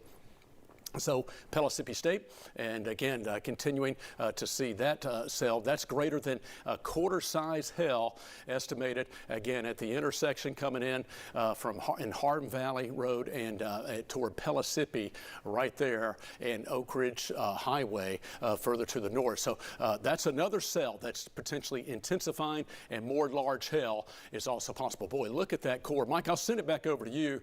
To talk more about, we've had the power outages with the wind, the hail, and we'll see if there's any more circulation showing up on the velocity scan. Take it away. Okay, yeah, we also, once we have this camera, I'm going to take, Pellissippi and 40, it was worse earlier. It looks like it's improving somewhat. But that's where the bulk of the storm moved over the highway, and it was just coming down in droves. And we can track that as it goes down 40 probably. It'll intensify and get worse for a little bit and then start to lighten up. So all the way parallel to Parkside Drive, right down 40. That's where some of the heaviest rain is at this time. It's ponding on some of the roadways too. That's why you got to take it very easy and make sure that you don't end up sliding and getting off the road or causing an accident if you're going too fast, because other people next to you, you may not be able to control your car. They might not be able to control their car if it starts sliding so much that you can't actually avoid any kind of calamity on the roadway. So just be very careful there. Back to the velocity, though, it's clear that there is some turbulence inside these storms. This is the secondary storm where the first one came over the same area, and now we have this one, and the velocity is showing the reds and the greens coming together, which means there could be a broad area circulation up in the atmosphere with this storm. Of course, there was a report of a potential funnel cloud from the first storm that is now in southern part of Knox County and moving on. So these storms have potential to produce a tornado, haven't had an actual tornado spotted or confirmed, and they continue over the same areas, and that's why we have big flooding concerns. There's been already a flood advisory issued for these areas. Fortunately, no flood warnings right now. If we had flash flooding, then they would issue it immediately, and that is certainly more dangerous than just a regular flood advisory. Flood advisories is for poor drainage areas, the places that typically get flooded over. You know those. We've been around here for a long time, and you know the areas usually that you end up frequently visiting that will tend to pond and flood if it gets too much rain. 60-mile-an-hour wind gusts associated with these storms. That's why we've had some power outages, since we have a saturated ground too, and also potential for some large hail. We've had several reports of that, and it has verified too with radar showing the potential for large hail. Yeah, hey Mike, keep going. I was just going to interject real quick. Yes, Cassie just sent a report that they just had half-dollar size hail in South Knoxville near Governor John Sevier and Chapman Highway. So Mike, to confirm what you're talking about, again, a confirmation of half-dollar size hail, Governor John Sevier, Chapman Highway, and so that's what we were looking at earlier in South Knoxville. Now we're back to West Knox County again. Crestwood Hills, West Hills, Dean Hill, again Wedgwood Hills states as well. This is what we're seeing with potential large hail that's moving back in the area. Again, Highway 11, Kingston Pike, of course, and Interstate 40, 140. This is Pellissippi for reference. So again, coming to Spanish Trails near Cedar Bluff area as well. Back toward Dutchtown Road again, and this just updated. So another shift to the east here, Trails West, Woodland Acres. Again, this is Westland Drive. We talked about that a moment ago in Lakeshore Park area. Again, tracking in that direction, but potential large hail close to quarter size. Quarter size is 1 inch in diameter. So if you have quarter size or larger, that is considered severe. And as Mike said a moment ago, there's potential for 60-mile-per-hour damage and wind gusts. That's the threshold for wind. Technically, it's 58, but just round up. It's easier. So 60-mile-per-hour damage and wind gusts possible, and quarter-size hail possible coming into parts of West Knox, and again tracking again along Westland Drive and in West Knox County, east of Pellissippi, just south of the interstate, and will continue to move off to the east southeast. There's again, as Mike was talking about with the velocity scan, just seeing some broader circulations. Again, what's driving this is those stronger winds aloft, and we've had enough instability earlier, enough heating from earlier. But boy, once these storms formed and you had those cores developing vertically, they tapped into those stronger winds aloft, and that started getting the updrafts and downdrafts. We talk about times with school kids about severe storms like milking a cow, right? And when those winds rub up against each other, it gets friction that separates the ice particles, and that's how you get lightning forming as the different electrons separate within the cloud. And so you can get the severe lightning, positive lightning, you can get the hailstorms forming, and you can get those vertically stacked winds that get transferred down the surface when you have that mature storm. So that's all what's been going on a lot with these severe storms as they have been tracking off to the east southeast at about 25 miles per hour. So severe thunderstorm warnings. We're coming up on 2:30 now. We'll give let's do a broad update, if you will, Mike, and thank you. Maybe a wider view. We have some more scattered storms for northern areas as well. We can do kind of the bigger picture, but yeah, this is what we're looking at. Thank you very much, Mike. There's the new severe thunderstorm warning until 2:45. I believe that's new. Blunt, Knox, and severe. Now again, that's going to keep that tornado possible tag. This is that first cell that it's made its way past Knoxville and South Knoxville.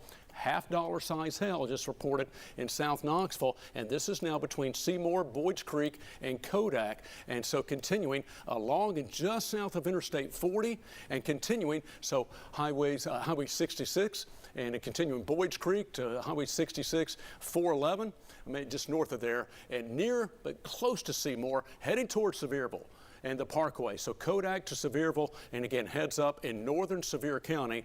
So that's the severe thunderstorm warning till 2:45. The other one, Blunt and Knox, tornado possible tag. Again, some observations earlier, a rotating wall cloud with that particular one in the Bearden area, and that's in effect till 2:45, also for Blount and Knox. So we still have some of these intense storms, and there's the other scattered storms. Look at this going on from La Follette and Caryville near past Cove Lake now, and from Campbell County approaching Sharps Chapel, and so Norris Lake, time to get off the water, certainly. You already know that. You can look back to your west, and yep, here it comes. So Norris Lake, Sharps Chapel, Maynardville, Luttrell, Union County take cover. Highway 33 up into, again, Claiborne County take cover again for you in Tazewell, New Tazewell. You had reports of some trees down from earlier this morning, storms. And now you got some more storms moving back into Tazewell, up at the Gap, Cumberland Gap, making its way through LMU campus, Harrogate, and all the way up toward Pennington Gap in Lee County, Virginia.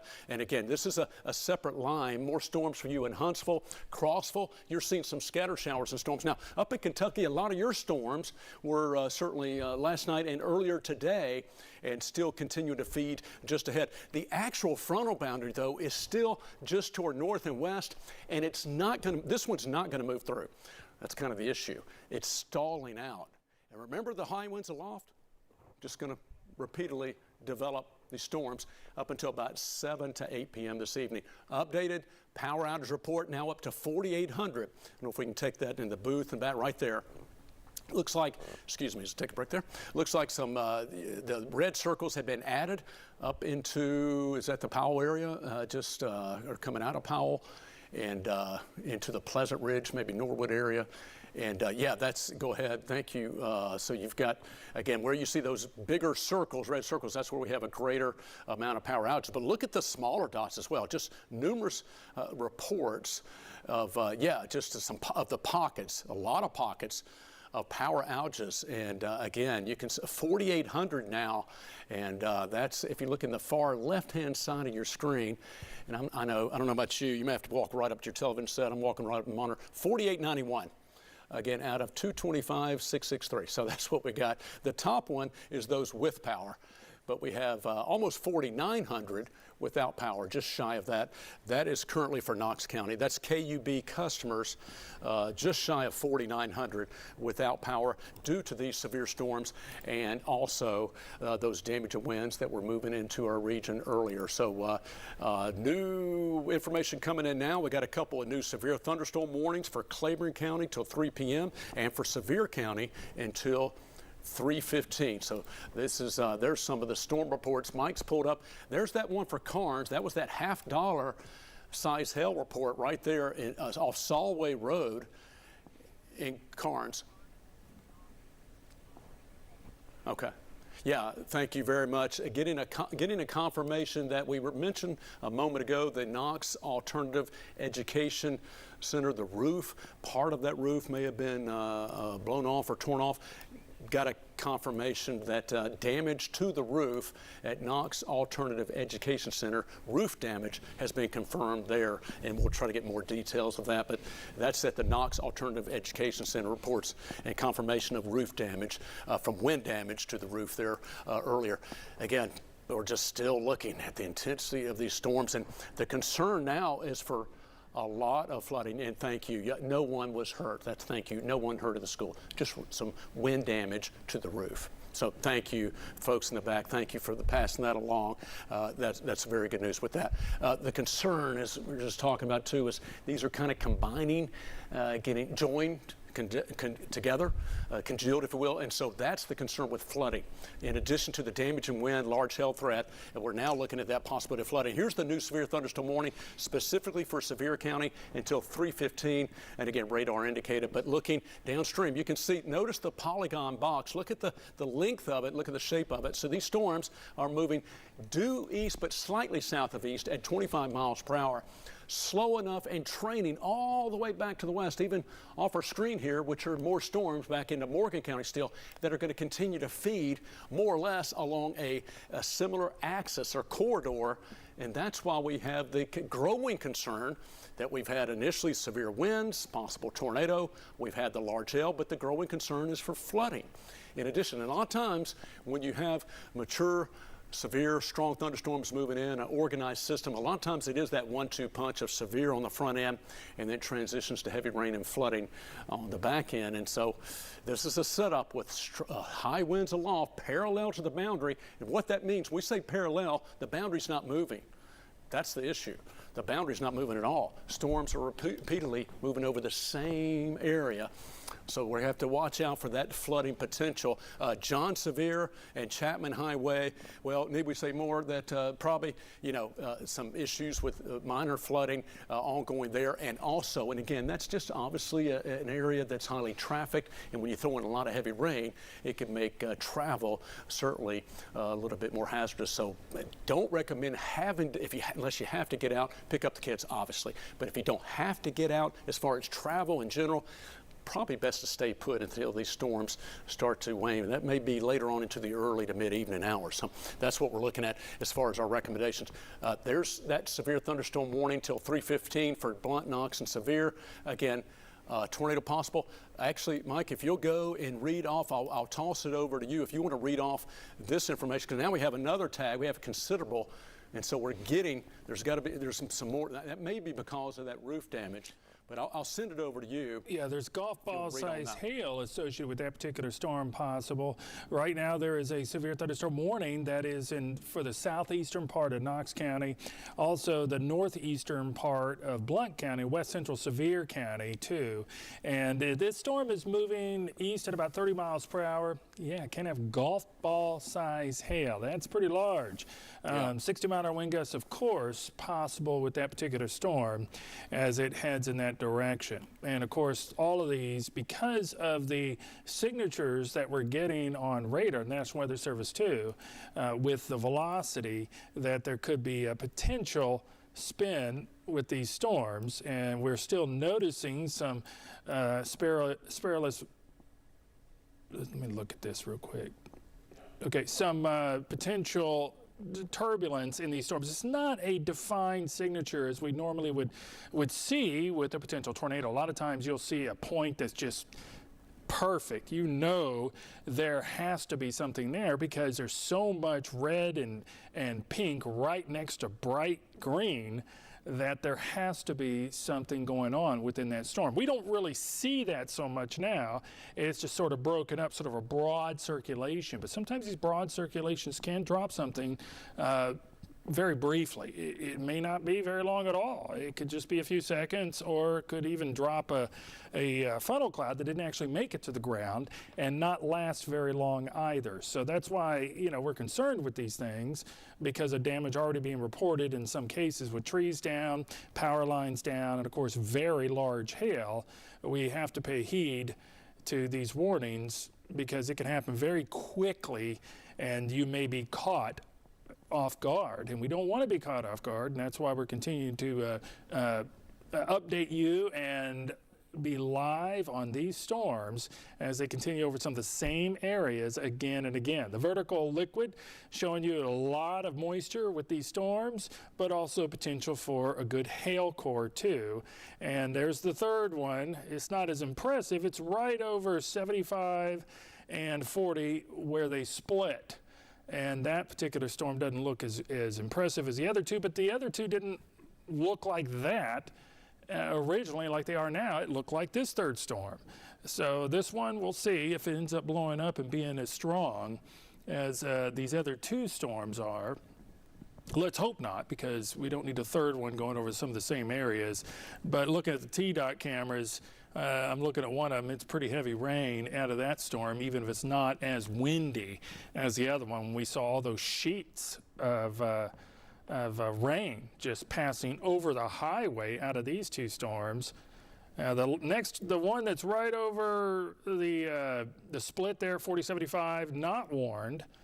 The ones that are warned are the ones ahead of it. And you can see there the newest one going toward Sevierville at this time. It doesn't look as strong as it once was, but it's still producing some very heavy rain and potential for large hail too. Todd?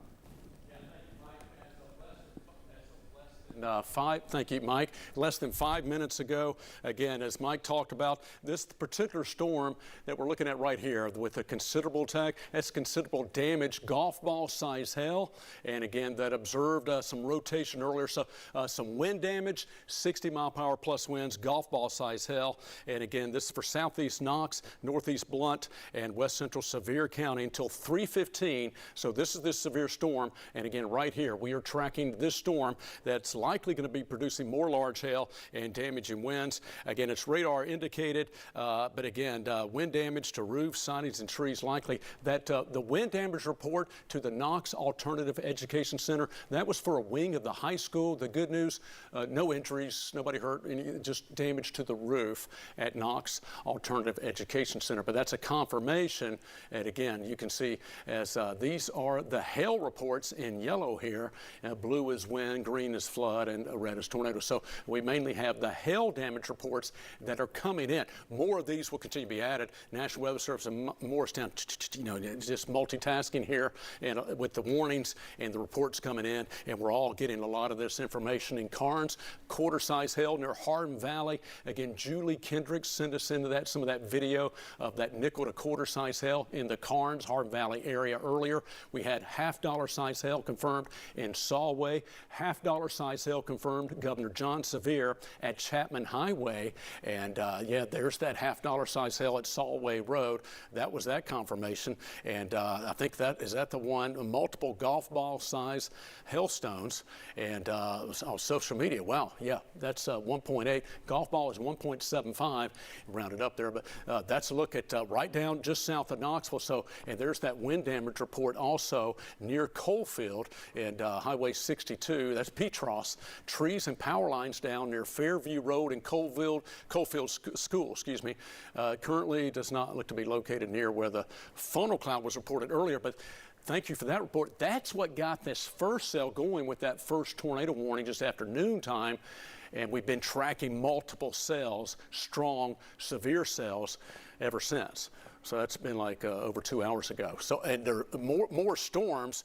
Mike, I don't know if you take that back, just where you were showing. I did want to point out the northern half of our region, more storms are located to our north, and this is what we're looking at on radar again from Scott County, Campbell County, right here. Thank you, Mike, and Claiborne County. There's that warning for Granger, Hancock, and Claiborne County. Radar indicated that has a possible tornado tag with it as well, with some rotation. That's until 3 p.m. Heads up Tazewell, New Tazewell, and continuing from Claiborne County. This is going to be tracking east-southeast into Granger County, coming out of Union as well, and northern Hancock County, Sneeville, Lee County, Virginia. So basically from Ewing, Pennington Gap, Sneeville, Tazewell, and continuing, heads up in Granger County, Veterans Parkway, Clinch Mountain area. Okay. Sorry, can you tell me what road that was again? Okay, thank you. Gleason Road at Bearden, yeah, a half a foot of water on Gleason Road at Bearden. I believe that's right behind the high school. So if you go from up there where the Weigels is, the interchange comes in downtown west, take a right on Gleason, and you go back behind Bearden High School. Remember that, you know, that dip in the road back there at the bottom of the hill, and then you turn in the high school to the right. At that dip, the bottom part of Gleason, half a foot of water. So that's that low spot of confirmation of water collecting. All right, Mike, keep it right here a second. This is what's going on. We've been tracking these multiple cells that are strong to severe from Morgan, Anderson, Roane into Knox, Sevier, and Blount counties now. But where the atmosphere has not been tapped into yet, there's plenty of instability. The actual front, which is not going to sweep through our area. We have two fronts. Now, the one coming through Saturday night, Sunday, it's going to be good. We'll focus on that later. Good in terms of drying us out, fall light. That one's going to clean us out. This one's not. This one's stalling out. That's the issue. Because it's not sweeping through these storms. See what these are doing? Same thing. They're just repeatedly moving over the same area, and it's in an untapped area of the atmosphere, so you've got plenty of instability, plenty of juice, humidity, moisture, lift in the atmosphere with strong winds over the top, and that's why we have some of these severe thunderstorm warnings. As the storms grow vertically with strong cores, you got potential for damaging winds developing, large hail, and even some weak and slight rotation. I know it's odd to have a tornado warning. We had one earlier, or a tornado tag in some of these, but it's simply due to to the atmospheric conditions when you have very strong winds aloft running parallel to more or less kind of a stall boundary at the surface, and where you have those storms growing vertically, then you can get some weak rotation. And even if there's not a specific tornado, there's enough instability for the damaging winds. When you have a mature core in any of these strong storms, you can have damaging winds and hail, and that's the storm reports we've seen. And the other element is because of this boundary being stalled and winds running parallel to it aloft, that's why we have the training and the thunderstorms. Let's take a look at, the camera. This is Alcoa Highway, and where was this? Sorry? Topside Road. Thank you so much. Okay, look at the, first of all, to the right, traffic stop. Look at the wind blowing that tree around. That's some very strong winds, heavy rain. This is Alcoa Highway at Topside Road. Severe thunderstorm warning in progress. And, well, there you go. I mean, you can see it stopped traffic. I hope there's not an accident. Again, just if folks, and again, if folks are out and about, if they're going to pick up kids at school, let me address this a moment. And a lot of times, you know, if you're waiting for your kids to get home from school, if they're being picked up, here's the good news. Whenever we're in a severe weather situation, a lot of times schools will play it safe and may delay the pickup of that or the transfer of kids. They're not going to put the kids in harm's way. You're going to wait until it's safe. So, you know, and schools, to be honest, is one of the best places that kids and lessons can be in a sturdy building. So, again, they're not going to put them out on the roads in harm's way. They're going to may delay pickup or dismissal, perhaps. We'll pass that information along to you, seeing some reports that maybe some schools may be considering that a little bit. So, again, just to encourage you that, again, kids, parents, you know, kids will be okay at their school and not being put out in harm's way when there's inclement or hazardous weather ongoing. So here's a look at that flood advisory that Mike is showing right here. Mike, I'll let you address that. Yes. And talk about, that's the other big concern we're seeing is a lot of water on the roads, right? That's right. Flood advisory till 5:15. It's for a huge swath, a rectangular looking polygon that stretches through Coalfield, through Oak Ridge, through Carnes, and all the way downtown to Knoxville. And that's because of excessive rain. We're also noticing some poor drainage areas flooding. I'm going to superimpose the observed precipitation accumulation over it and then take this off to show you that corresponds with that huge swath of heavy rain.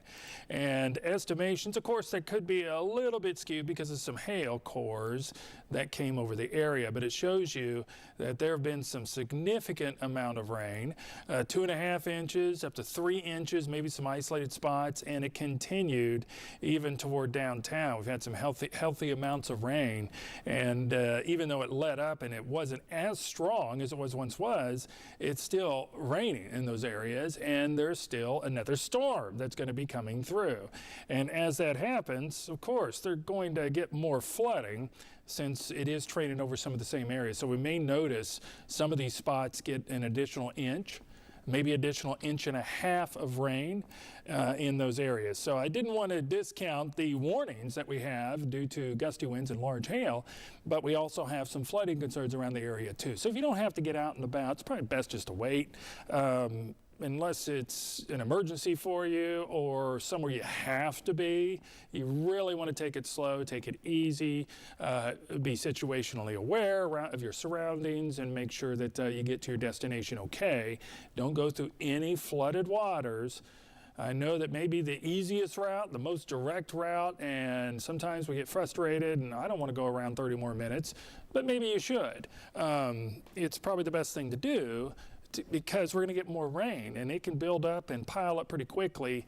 And if it becomes too high, if you have a lighter car especially, it doesn't matter if the car is even a 5,000 pounds or more, an SUV or something of that nature, the water can, if it's moving fast, doesn't take much to displace your car, and then you're wondering why you have no control. Well, you shouldn't be driving through flooded water. I mean, that happens. Yeah, go ahead. Excuse me, go ahead. Check the Parkway camera in Sevierville. We got that severe storm coming in to Sevier County, so we'll take your time to get that maybe Parkway camera. Yeah, I already had it up. Let me go ahead and call it up here, and I can manipulate it and we can see what's going on with it, because I was previewing some of these cameras earlier just to see, and I want to notice here, just a second. While you're doing that, and we'll get that, got another confirmation from a family member that, very high winds and hail in parts of West Knox County and off Executive Park Drive, Dutchtown Road area, Executive Park Drive near CAK, Webb School, in that Cedar Bluff area. Hail and high winds, that's that particular storm that we were tracking. By the way, I was going to say 5,500, just went up. 8,300 now, 8,300 customers without power. And we can go in and we can do a little pan. I'm trying it. You got it, Mike. It's not coming up. Well, you know what? There's a power issue that could have something to do. I don't know. Yeah, I was moving it around earlier, and now here we go. Yep. Okay. Okay, perfect. That's so that's some more information. Again, 8,300 customers without power. We mentioned Gleason Road at Bearden High School, 6 inch, half a foot deep water flooding on the roads and rising. Gleason Road right behind Bearden High School. That report coming in. Josh Marler just giving us this report. Pellissippi State is closing. Let me read you what I have. This just coming in. In-person classes, student activities, and athletic events scheduled for this evening are being canceled at Hardin Valley campus, Pellissippi State Hardin Valley campus. So in-person classes, student activities, athletic events that were scheduled for tonight, for this evening, are being canceled at the Pellissippi State Hardin Valley campus. So that's a look at the impact on the storms. The roof being damaged at Knox Alternative Education Center. No injuries, thankfully, but a wind damage report there. And Mike, let's see, is this the Parkway camera in Sevierville? It is. We're looking there, okay. Let's see, I don't know if we want to, I don't know if we can, is it letting us pan I around? can, but I panned all the way around. I didn't really see much. Okay. It's right over the top, it looks like, so it's difficult yes, exactly. I'd have to point the camera up, but yeah, let me go around a little bit more. There's some heavy downpours. It's coming. Yeah, heavy downpours. Cassie Knoll just drew our attention to that. That severe storm is making its way into Sevierville. Damaging winds, large hail, and okay, there you go. Yeah, very heavy rainfall. That's the Parkway. Thank you, Mike. Look at the lightning flashing until you can see the big raindrops. You know it's really heavy rain when sometimes it looks like it's snowing. It does. That's the heavy raindrops, fat drops falling down. But that's the Parkway coming into Sevier County. Yeah, thank you, Mike. There you go. Now we're looking north up the Parkway from Sevierville. We're looking back north toward the Interstate. And this is Highway, and up the Parkway, Highway 66, and continuing northward. So this severe storm, again, making its way from Kodak, Sevierville, and tracking on to the east. And as we're seeing more strong to severe storms. So again, just to reiterate, flood advisory, Anderson, Morgan, Roane, and Knox. And again, I know we got a lot going on. We can update this now. And if you want to take down that super, replace that 4,900 with 8,300 is the latest. 8,300 KUB customers without power. Again, it was ramping up. Okay, thank you so much. That's perfect. And thank you, folks in the back. You got, a lot of information coming in, so we're translating that and getting that to you as much as we can. By the way, I hope you're having a good, safe Thursday. If you were out in it, welcome home. Hope as Mike said, Mike made a great point.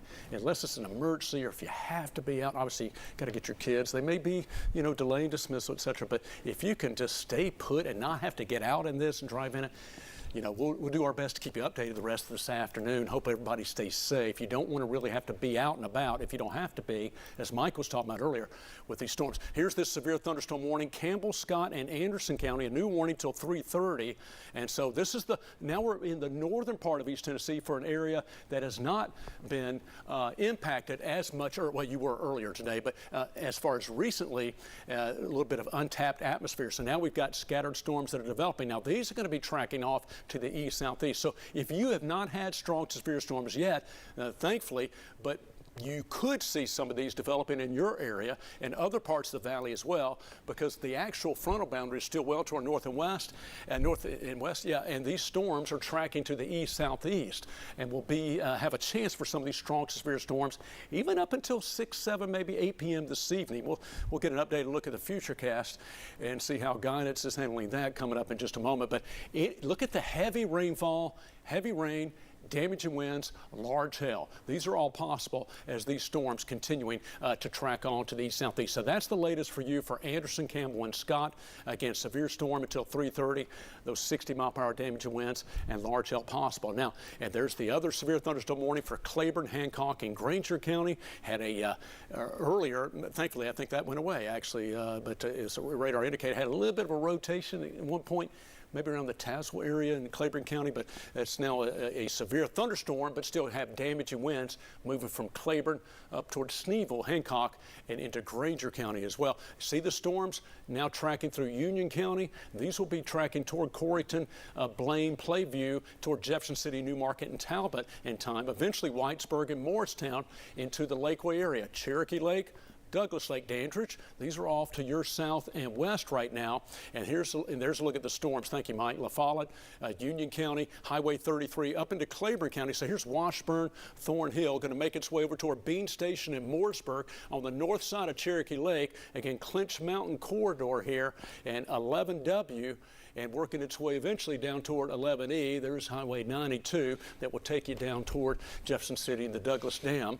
But and again, there's Morristown. So these storms are tracking to the east southeast. There's a hail core. Looks like it was that along 25E toward Thornhill. So maybe some large hail developing for you in eastern Granger County. Thornhill coming out of Claiborne into eastern Granger County.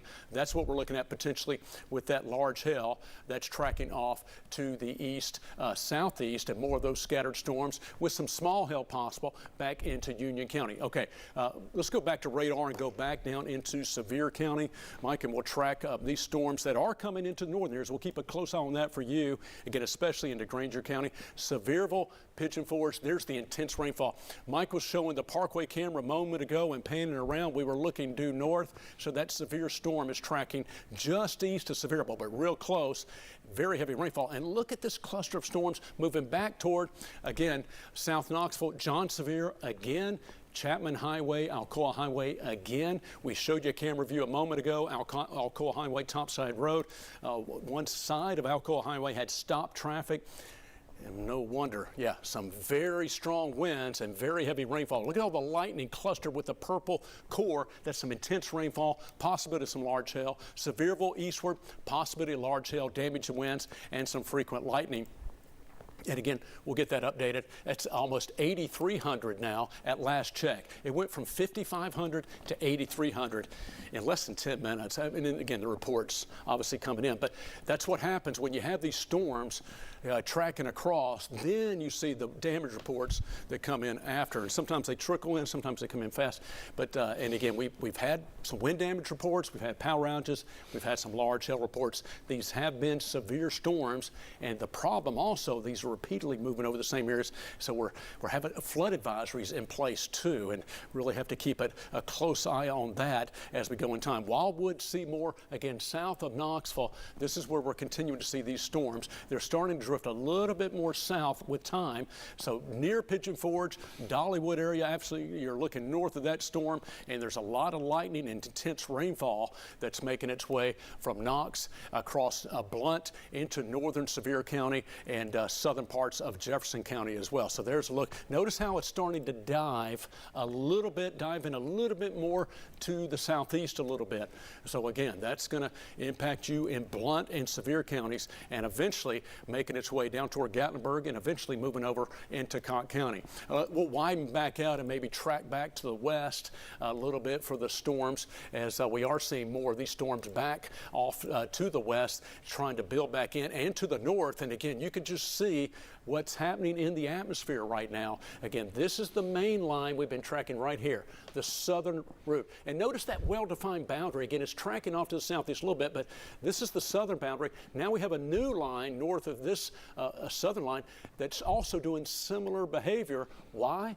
Strong winds aloft, parallel to the boundary, so the boundary's not moving. It's a lot of times when we have a cold front, everything, as you know, sweeps through.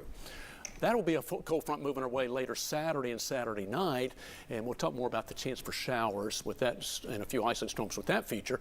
But this one certainly is stalled back to the north and west. It's not going to come sweeping through, so we're seeing these thunderstorms just feeding ahead of it off to the east generally and backboning a little bit back toward the plateau. So this is how the atmosphere is set up, its axis of instability, and this is the issue with torrential rainfall, damaging winds, some large hail, and a lot of lightning coming out of these storms. Look at how much lightning is showing up with this cell, wow, in South Knoxville, and that's moving over some of the same areas. Is that one right there, 186 strikes? That's showing all the lightning that you see in this image. Okay, got it, yeah. That's a lot. That's in 15 minutes. Yeah. That is a lot in the last 15 minutes, in the last 15 minutes, and then it fades out. That's very impressive with that amount of lightning that's taking place there. So yeah, that's and I'm looking at. We have more video coming in from the Oliver Springs area. And just folks in the back, I know you're probably looking at the same digital teams putting this together. That's Ollis Road from Chelsea Bryant. We'll get that. We'll try to give that video on air and show you that in a moment. And on social, that's in Oliver Springs area. But again, is an example. I was looking at that of some of the intensity of storms. Again, we'll do our best. We'll get that for you, get that to you, and show you that on air as soon as we can. The new severe thunderstorm warnings again thank you guys. They're getting that as we speak. Granger County until 3:45, and there's Granger, Greene, Hamblin, Hancock, and Hawkins. So that's a whole line of, sorry, here we are right here, Todd. This storm from Tazewell, toward Whitesburg. I was thinking we're in the southern part of our area, but there it is right there. So we got multiple warnings going on for multiple counties right here. That's until 3:45.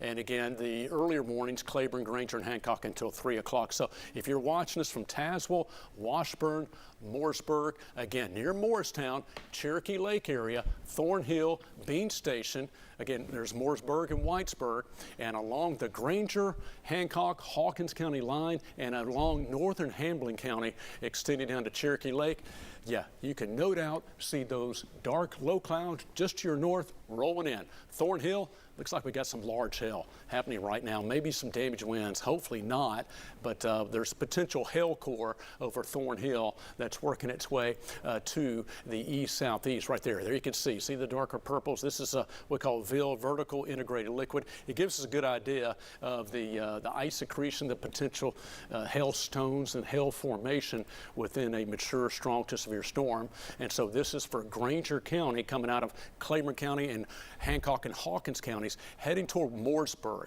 If this continues to track off, generally to the east-southeast at about 25 miles per hour. That's most of the movement. So again, 25E, Highway 31 right now, 25E near that intersection, and tracking, again, coming across Clinch Mountain and working its way over the mountain, through the woods, but down toward Cherokee Lake. So that's what we're looking at. All right, do want to mention the other, thank you, Mike. Let's go ahead and track that storm. Yes, Mike Simon, I'll let you talk about that right there, Mike.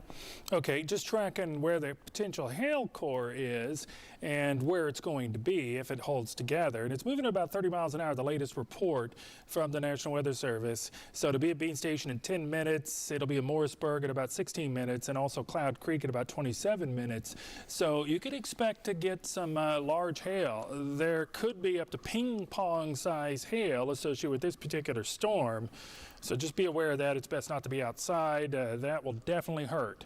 But it also could cause damage to rooftops and also automobiles and animals that may be outside too. The reason I'm going back here is because there is a new severe thunderstorm warning that was issued, and this one is for Knox County and Blount County. You can see that polygon. It is going to the east. The polygon stretches right east in the southern part of Knox County, and that is through 3:45 due to the potential for a severe storm producing gusty winds of 60 miles an hour, of course, and greater. Let me see what they say about potential hail. Quarter-size hail is possible out of this storm, and that one will be tracking off to the east more. The other one, it's severe thunderstorm warning for those that are in Sevier County. That one's kind of going jaunting south just a little bit, but pushing east. So east-southeast, probably more east than southeast, but it's still going a little bit more to the south at this time. The other storm is 9 miles northwest of Alcoa, and that's the one that's moving toward the east at about 25 miles per hour. It has a potential to produce some damaging wind associated with it too. Here's the cores associated with those. We showed you those to the north. This one has a couple of different cores too, especially the newly formed severe thunderstorm warning that was issued. It looks like it's right at Emory Church Road, and it's right over Pellissippi. You know, those driving Pellissippi there south of I-40, that's where some of the heaviest downpours are. Let me go ahead and show you the observed rainfall associated with it. Now this doesn't show the whole story because it takes a little bit to get up to speed with how much rain it actually has happened. Oops, I clicked on the wrong thing it seems, but how much rain actually happens, it's going to road names. Once all this moves on, we'll get a better picture of the exact amount of rain. You can see these are rain cores with potential hail associated with it too. So it's raining probably a good 1.5 inches per hour, in some cases up to 2 inches per hour out of these storms. So that's a healthy amount, and that's why there is flooding concerns too. Let me go ahead and recap, and I can show you that advisory for the flooding. It stretches over a pretty large area of real estate, and it's actually the same place that these storms have been going over. The third one, of course, there are 3 that we've been tracking really, and then they kind of blend together. So these areas have a flood advisory till 5:15 due to the potential for some the buildup of water that has been happening over the past couple of hours. Precipitation rates are still quite healthy and spotty around some of those places. And also the observed rainfall is right along where that ended up being a flash or flood advisory, not a flash flood warning, but a flood advisory. And I'm going to go a little closer in some of these areas and let's see what it comes up with as rainfall potential. We saw almost 3 inches of rain already, and there it is. It popped up as 3 now. Wow. And near Carnes, it's about 2 inches of rain. So yes, 2 to 3 inches of rain. There might be some isolated spots with a little bit more than that, but for the most part, that's a lot of rain in a very short amount of time. Back to the velocities. You know, since there's a storm that's passing near the radar or over the radar, maybe it's difficult to see. This is the only one that's showing still a potential hazard as far as velocity goes, with an upper level spin in the atmosphere, and that's near Seymour.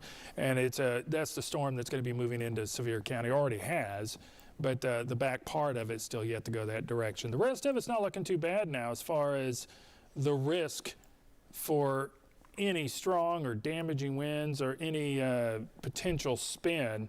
Of course, this one's turning red now because it's moving, the radar site's north, and it's northwest now. So it's going to start showing red even though it was green before. So you got to pay attention to that. That doesn't mean there's anything there. You can see there's the radar site. So once it passes the plane of where the radar site is, it's going to switch and be a little bit different on our velocity scans. But there's still always concern when you ever have a funnel cloud reported. Any of these storms could potentially produce another funnel cloud, or perhaps could produce a tornado.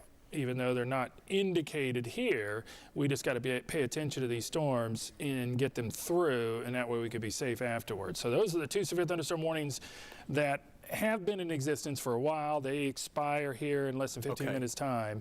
And then there's the fresh one that is in Knox County and from Knox to Blount County. All right. Hey, Mike, thank you so much. Again, just a couple updates at last check. 8,300 customers without power, KUB. And I believe we have that video from Oliver Springs.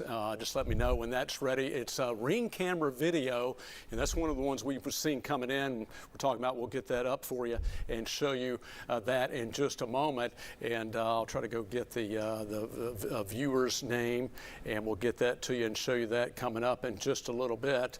Well, again, when that's available, we'll show you that. Here it is from Chelsea Bryant. And I'm going to talk a little bit, and then I'm going to stop talking because you can hear, this is a ring camera video. It's going to be coming right toward the camera here in a moment. You can hear that's the wind.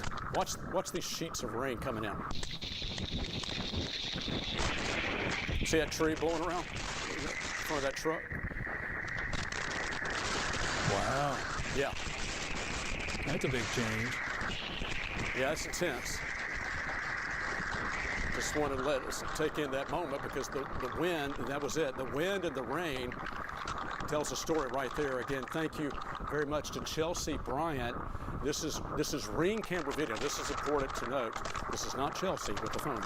This is a ring camera video safely, recording, capturing this storm with some of those intense winds. But that, we get information, a lot of information coming into, and we go back to Max 1 radar, but, get a lot of information coming into our weather center, newsroom, et cetera. And again, that's what we saw from earlier.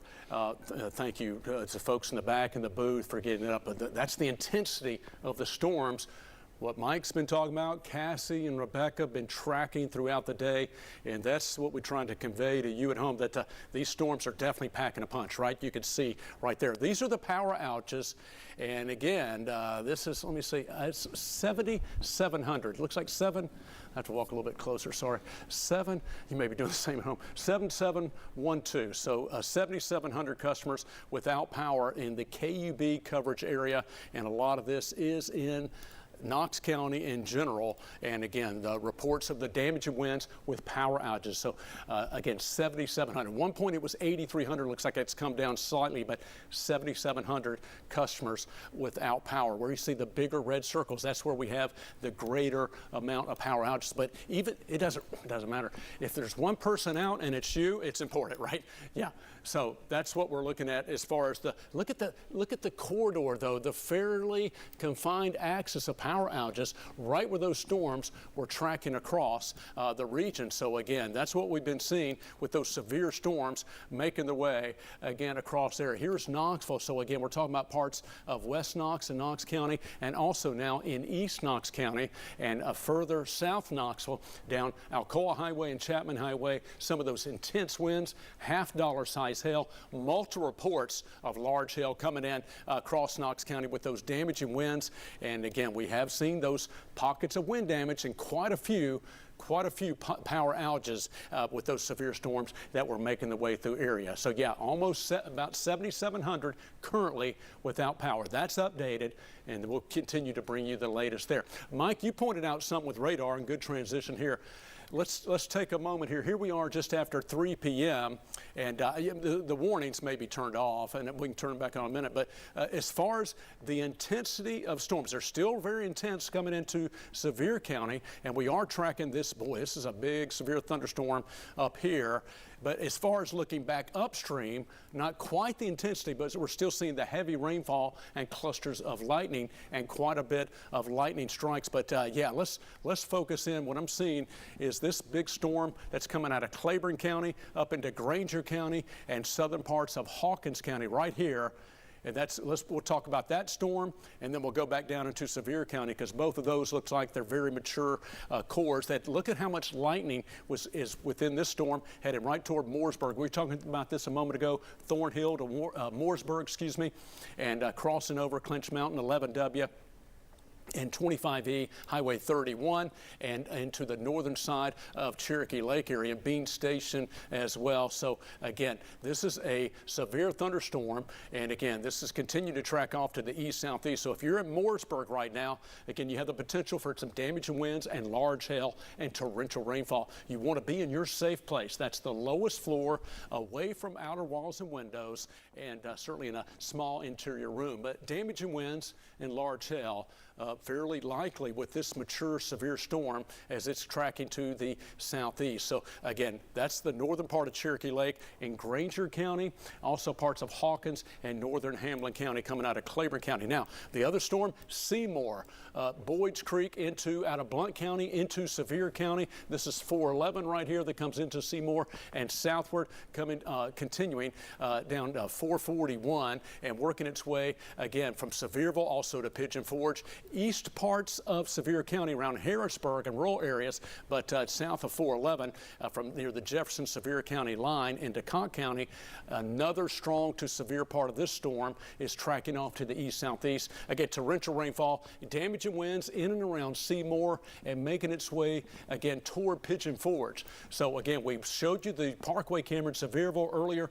That was the severe storm right here that went by, and now there's another cell that's going to be tracking in. But notice the previous one went right over Sevierville to the east. Notice the second one, it's slightly south. So each time one moves through, the boundary in the axis, if you will, is slipping a little bit more south, but they're still kind of reforming back and moving more or less west to east, but diving off a little bit more southeast. So this one will likely be tracking more toward Wares Valley and Pigeon Forge, maybe the Dollywood area, eventually closer to Pittman Center. So Sevierville to Pigeon Forge, heads up in Sevier County. Again, could have some hail and damaging winds moving back in your direction. Moderate rainfall in Knoxville. If you're watching from Hollis and north of Fountain City, you've not had as much storm. It's been to your south. And if you're further south in Maryville and further south down toward Greenback, Lenore City and Loudon, again, it's been to your north. So we're talking about a narrow axis right across Knoxville, for the most part, the Central Valley, that's been going from west to east. Flooding is also a concern in parts of Sevier County, again, back into Blount County. Let's go back to the west as we track these storms further upstream. Farragut, torrential rainfall for you. And some lightning. Carnes, you've seen multiple waves and rounds of strong to severe storms. Very heavy rainfall and still some stronger winds.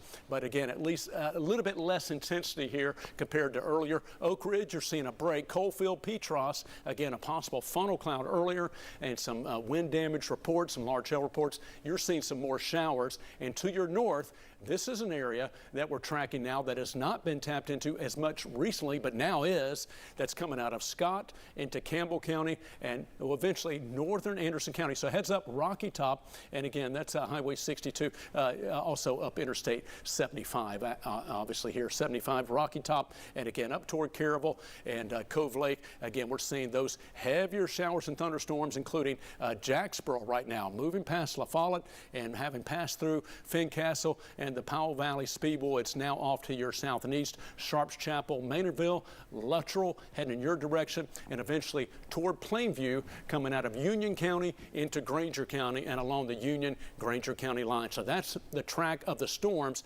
across the northern half of East Tennessee. Further north into Kentucky, you've had your rounds of storms earlier last night and earlier today. But now those storms have tracked off to your east-southeast. Again, this is what we're looking at. Just you can see the intensity. The reds showing up. It's still the moderate to heavy rainfall and the clusters of showers and storms.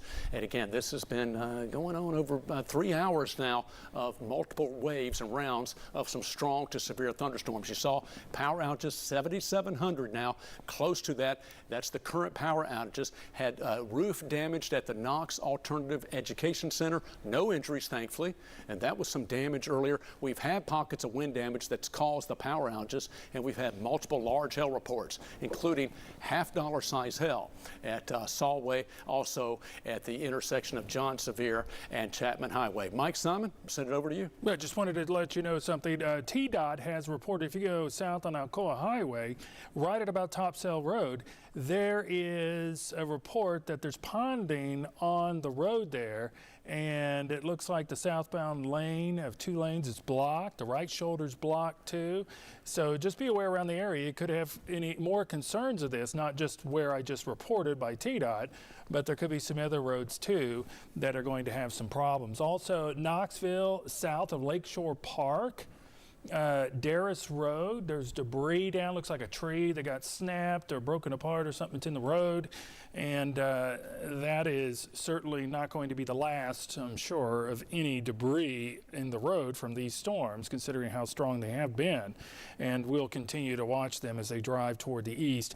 I know there are some new severe thunderstorm warnings. Let me go ahead and put one on real quick that just recently got issued, and that one is for severe in Knox County.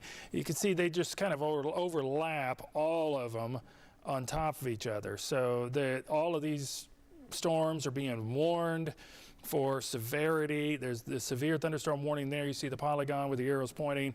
That one's till 3:15. That's Sevier County. And then as it extends, there's another one that extends more toward the east. That's for Cock in Sevier County, and that goes till 4 o'clock.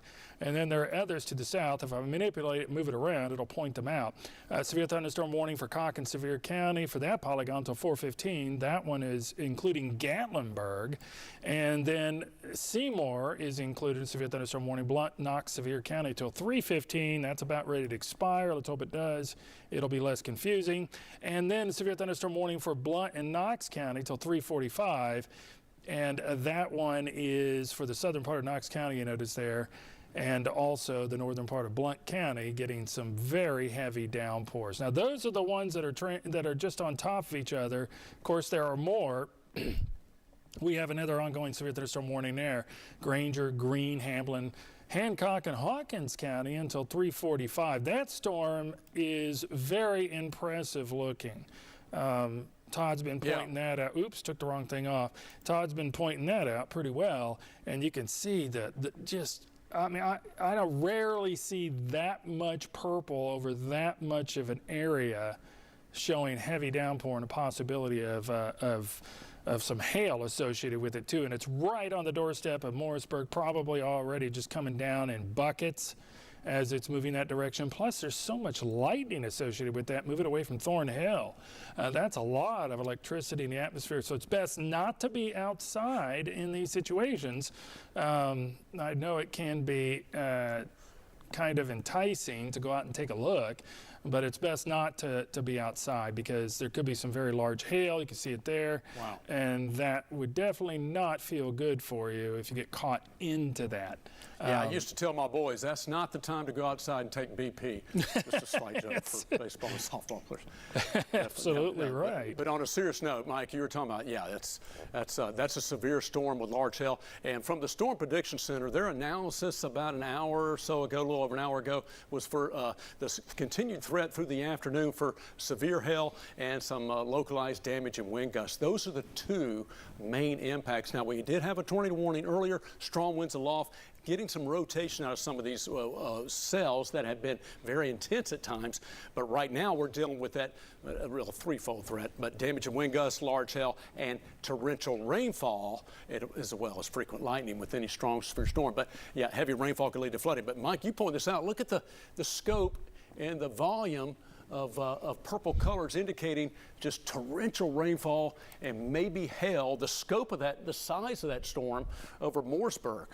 That's a very large, severe storm. You don't typically see the size of that. Usually if there's purple, it's a little bit more concentrated and you have a core, da-da-da.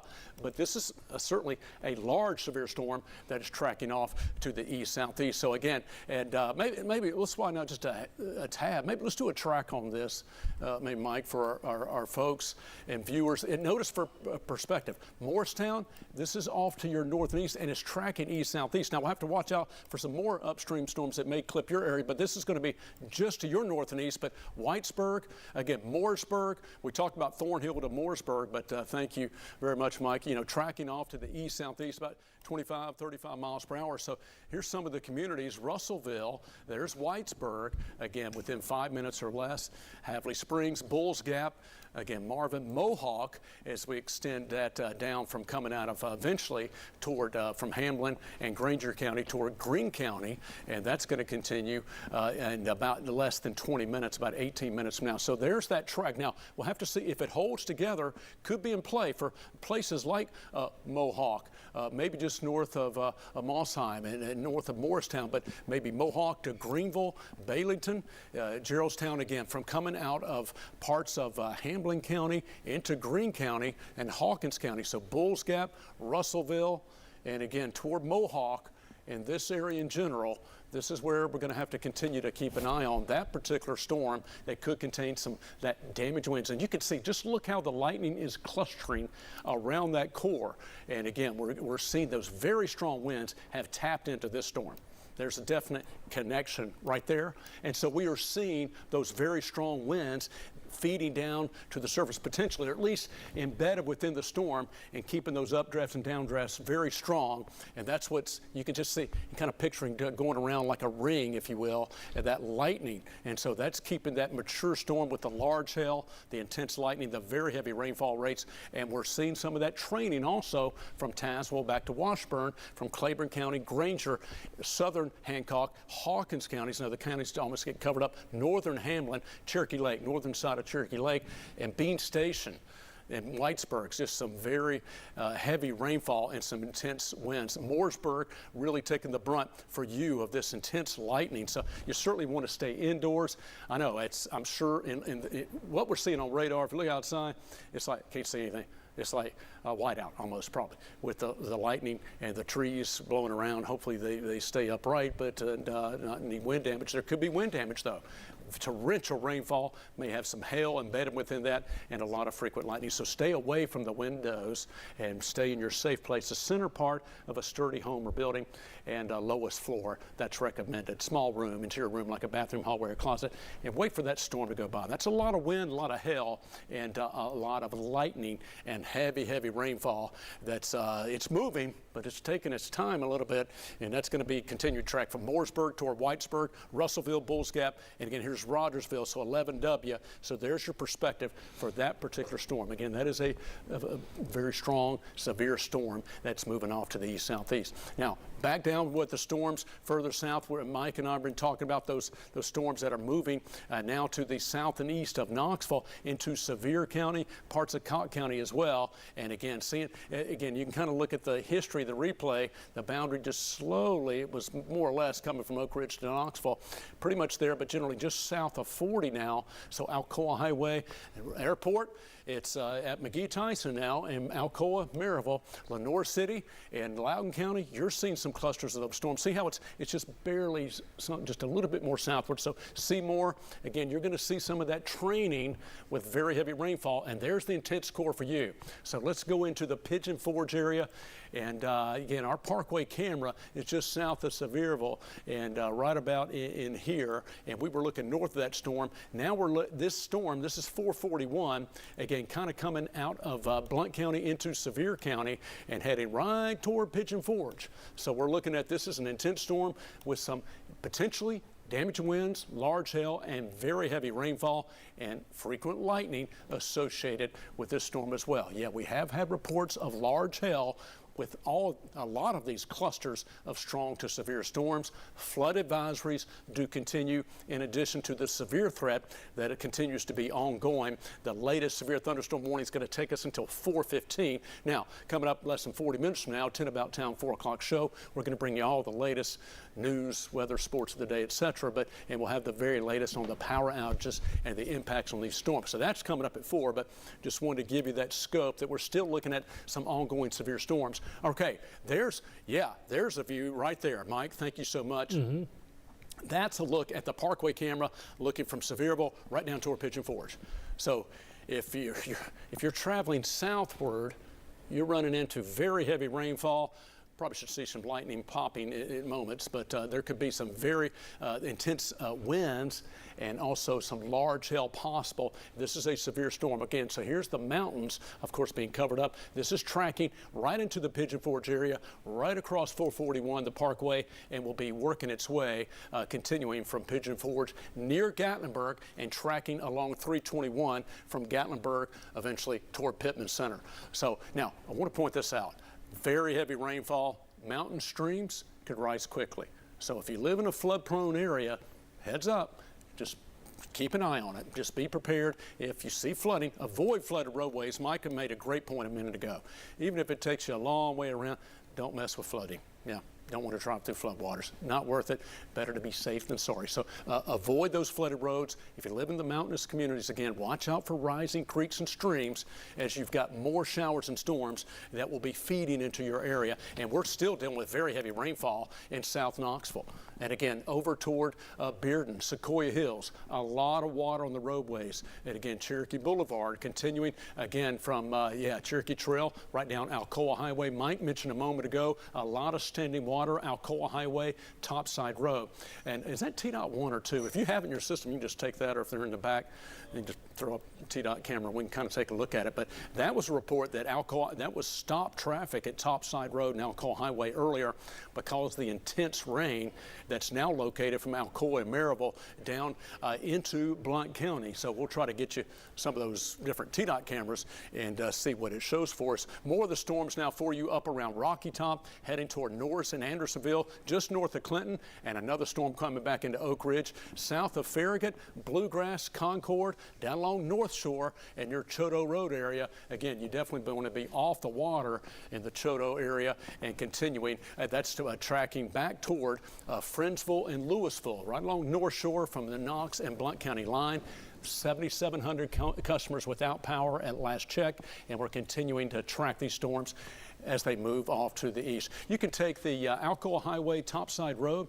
If it says Alcoa Highway, either TDOT 1 or TDOT 2, you can go ahead and throw them up, and we'll kind of go from there. But no, you're fine. Alcoa Highway, we're talking communication, Alcoa Highway, Topside Road, and some of the different camera views that will show the impacts on the roads and traffic. Mike, go ahead. I'd seen a little bit of there's Alcoa Highway and Topside Road. Sorry, I'll get right back to you, Mike. It looks like on the right-hand side it was stopped earlier, so at least it's moving, but a lot of water was collecting earlier, especially while it was coming down. You can see it's a little bit lighter now, so in between those heavier showers, but you can obviously see a lot of the water on the roadways. Okay, thank you, folks, for pulling that up. That's TDOT SmartWay camera, Alcoa Highway, Topside Road. Look at all the water. And folks, you just got to slow down and don't go too fast, because there's definitely going to be the potential for hydroplaning. Mike, you're looking at the velocity and potential spin in the atmosphere like you were looking at earlier. If you look at that red and watch it, if I do it frame by frame, this is an outflow boundary coming out from that storm. So it starts looking like it's a little bit of a crescent, and then you see how it fans out as it approaches Gatlinburg, and then it breaks up. Now, there is some turbulence, a broad rotation in the atmosphere there south of Sevierville, but I noticed that has to be, at least I would project, that that's a gust front or an outflow boundary coming out of those storms, and you can see it moving toward the North Carolina line. So that was pretty interesting to see. It just shows you how the winds are very gusty with these storms. And we also have up north toward Whitesburg, pretty good signature now. It was the opposite, of course, on the other side of the radar, but now it's getting on this side of the radar, and the reds, of course, going away and the greens toward. That is one of the best signatures I think I've seen of a potential broad rotation that is starting to tighten up a little bit in that storm. That's in Whiteburg at this time. Oh, yeah, we got that. That's the picture I saw I mentioned. Oh, yeah. That was on. If we could take Max 2 real quick, back in the back there, just punch it up. Near Lake Show Park is where this is, and it is Greg Williams that's in this photo showing you the debris. Now, there's a tree there. It looks like the tree, might have been struck by lightning. It might have been damaged already, but regardless, high winds, heavy rain, toppled that tree, and it's laying in the roadway. It's going to take a little time probably to remove that so that you're able to get through in those areas. So we will continue to track all of these storms and keep you updated with whatever comes in that we know about. Now this storm, back to the radar where I just showed you, there was a pretty good signature there for broad rotation in the upper levels. There is a severe thunderstorm warning still ongoing for that area. Granger, Greene County, Hamlin County, Hawkins County, and that's till 3:45. The core of it, again, still shows potential for hail. There are almost 2 different cores there showing, which could very well be, you know, there are 2 different spins that happen. Sometimes there's an updraft and a downdraft within those storms. And of course the updraft, which brings the hailstones repeatedly up into the cloud. They get heavy, they get pushed down again, either by weight or by both, weight and a downdraft, and then get caught up again. And they can build, and that's why those hailstones can look like you're cut it in half, the rings of a tree. And if they get so big, they get jagged. We've seen some jagged hailstones. The bigger they are, the more jagged they look. They have like points of ice all over them like a porcupine, and that just shows you how turbulent. To pick up a hail core like that, it has to be very strong wind. If you can get a baseball or a golf ball or even a ping pong size hailstone, that is definitely a lot of turbulence. Now here's the hail core itself, and let's see what it's showing in the blue. That's probably over 1 inch, maybe even an inch and 1.1 inches to 2 inches, something like that. So you can see at least 1 inch hail out of this particular storm. And the velocity really shows that there is so much turbulence that it's not surprising that there would be a potential hail core associated with this storm. Let me do it one more time before I get it back to Todd here. I just wanted to see what the hail track shows, because since we're doing this on the fly, I can't really preview it until I preview it on the air since we're live. So you could see the history of the hail tracks. Wow, I mean, it's even broadening out as it continues to go toward Whitesburg. So don't be surprised, you're going to get some hail there and some very gusty winds associated with this particular storm too, which the velocity definitely shows at this time. Todd? Yeah, Mike, Simon, excellent info, by the way. Did you hear what Mike was talking about? Yeah, how it's splintered.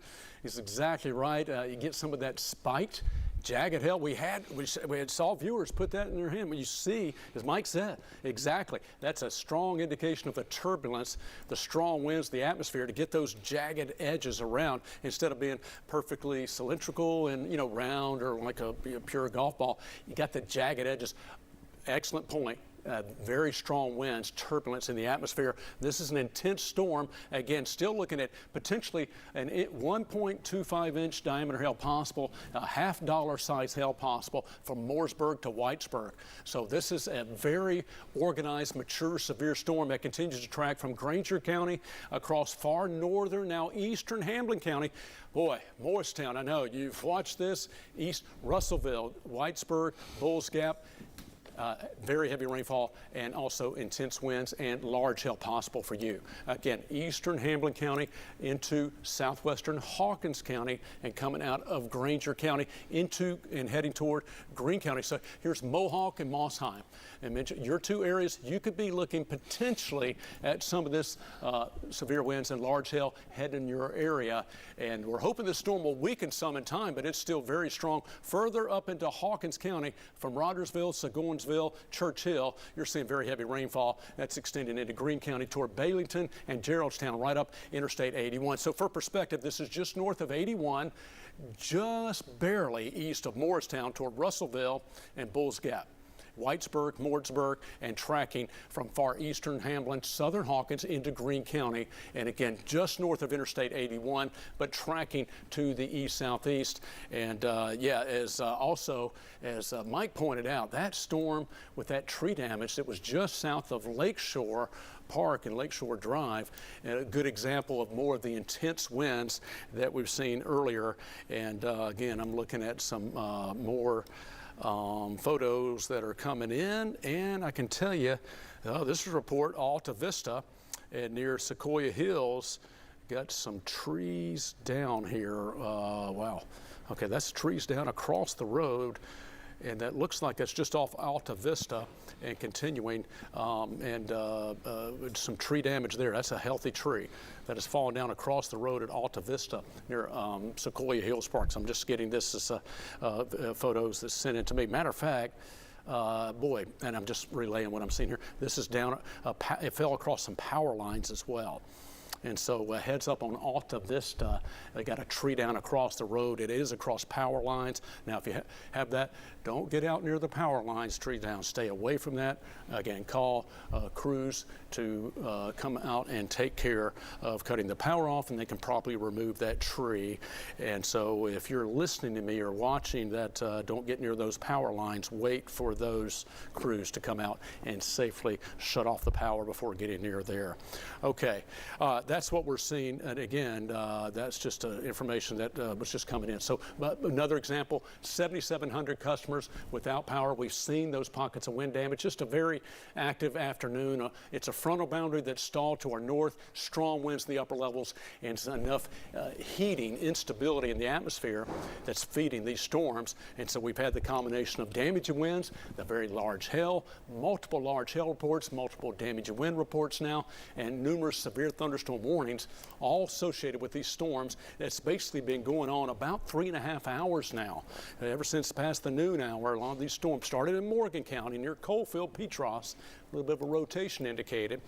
And ever since then, we've seen these storms blossoming. And so we do have a weather impact alert, obviously, that continues this afternoon into early this evening. So that's the very latest. Okay, thank you, Mike. We're tracking these storms, as you can see, Marvin, Mohawk, Mossheim, within the next few minutes. Certainly want to be in your safe place. And eventually, about 25 minutes, we'll be in the Greenville area if it continues to hold together, tracking from Hawkins, Eastern Hamlin into Greene County. We'll be crossing over Interstate 81, and continue to track into the northern part of Greene County. This is on the edge of our viewing area, and then these storms continue. And as you can see, they're in the Kingsport Tri-Cities area, and we'll hand off to the Bristol, the Tri-Cities market for TV coverage there, obviously. But within our East Tennessee area, again, this is Greene. We cover Greene, Hawkins, Hancock, up into Lee County, Virginia. That's our eastern edge of our coverage area. So that's what we're looking at. Notice with the heavy rain, we do have the flood advisory that continues for Anderson, Morgan, Knox, and Roane, and that's going to continue through this afternoon right there until 5:15 into early evening. So all the storms, and notice the orientation of this flood advisory box. This is exactly the track of storms. It was pretty much all within this box. Look how fairly narrow that is from west to east. Yeah, most of the storms were confined to inside this box area. Look at the observed rainfall. Mike's going to do a bullseye right here, and I think at one point we were seeing 3 inches between Coalfield, Petros, and Oak Ridge, near and just north of Oliver Springs. There you go. It's grown. More rain. 3.60 inches. That may be a little on the high end when you add in some hail. You can have a little bit of an overestimation. And sometimes there's some margin of error of a half inch or so, give or take a little bit. So, but at least 3 inches plus. Showing up there. Look at this, 1.5 inches near Carnes, but in Farragut, where a lot of the storms were north of you, then you got in on some of them recently, just a little bit over 1/4 inch, 3/10 of an inch now. Wow, there's another 3-inch report. Where's that? Is that close to Seymour, southeast Knox County, and heading into Sevier County along and near Chapman Highway, or that's just east of Alcoa Highway, about closer to 2 inches, and then just south of Corrington, just over 1 inch. Now, here, look at this. Okay. From Clinton eastward, again, northern Knox County, hardly anything. And just go west of Oak Ridge, over 3.5. Yeah, look at that. Near hardly any rain, just east of Clinton, and you travel down to Oak Ridge and you run into the 2 to 3 inch plus rainfall amounts. So that was how narrow this axis has been from earlier today. Thank you, Mike Simon. doing a very good job of tracking all that, all those heavy rainfall, observed rainfall amounts, and flooding is certainly an issue when you get this much rainfall in a short period of time. Mike was showing the precipitation rates, and I think they were in excess of 2 inches per hour, right? And so very heavy rainfall in a very short period of time, and that's what you see when you have those storms parallel and the upper level wind, parallel to a surface boundary. You don't see a lot of movement. Very heavy rainfall. Look at that, almost 3.5 inches per hour if it were to precipitate for a whole hour, which usually they don't. But that's the rate of rainfall. So it's a different product, but that shows you how hard it's raining right at the moment for right now. And 2.5-inch rainfall estimates just southeast of Knoxville. So again, there you have another one that's going up. That's near Clinton and just south and east of you from the heavy rainfall rates that continue to track through the region. So another example of the intensity of these storms, not just severe storms with the damaging winds and large hail, which we have seen, but the heavy rainfall and the flooding, which you always have to be mindful of. Again, if your power, if you know somebody, then friends or family members that power's out, we have 7,700 customers at last check without power. Look at the storm reports where you see the yellow dots. These are all hail reports. Look at them. Quite a few. Where you see the blue dots, those are wind reports, and will continue to come in. Here's the report from Bearden, that large tree down blocking Stone Mill Drive, and let's see, that large tree branch that snapped off, and that was the report of that large tree down in Bearden coming in earlier. And Lake Forest, again, there's that report of, the dime to nickel size hail report. Well, that's nickel size, just over 0.8 inches in diameter. Farragut got a report of quarter size hail.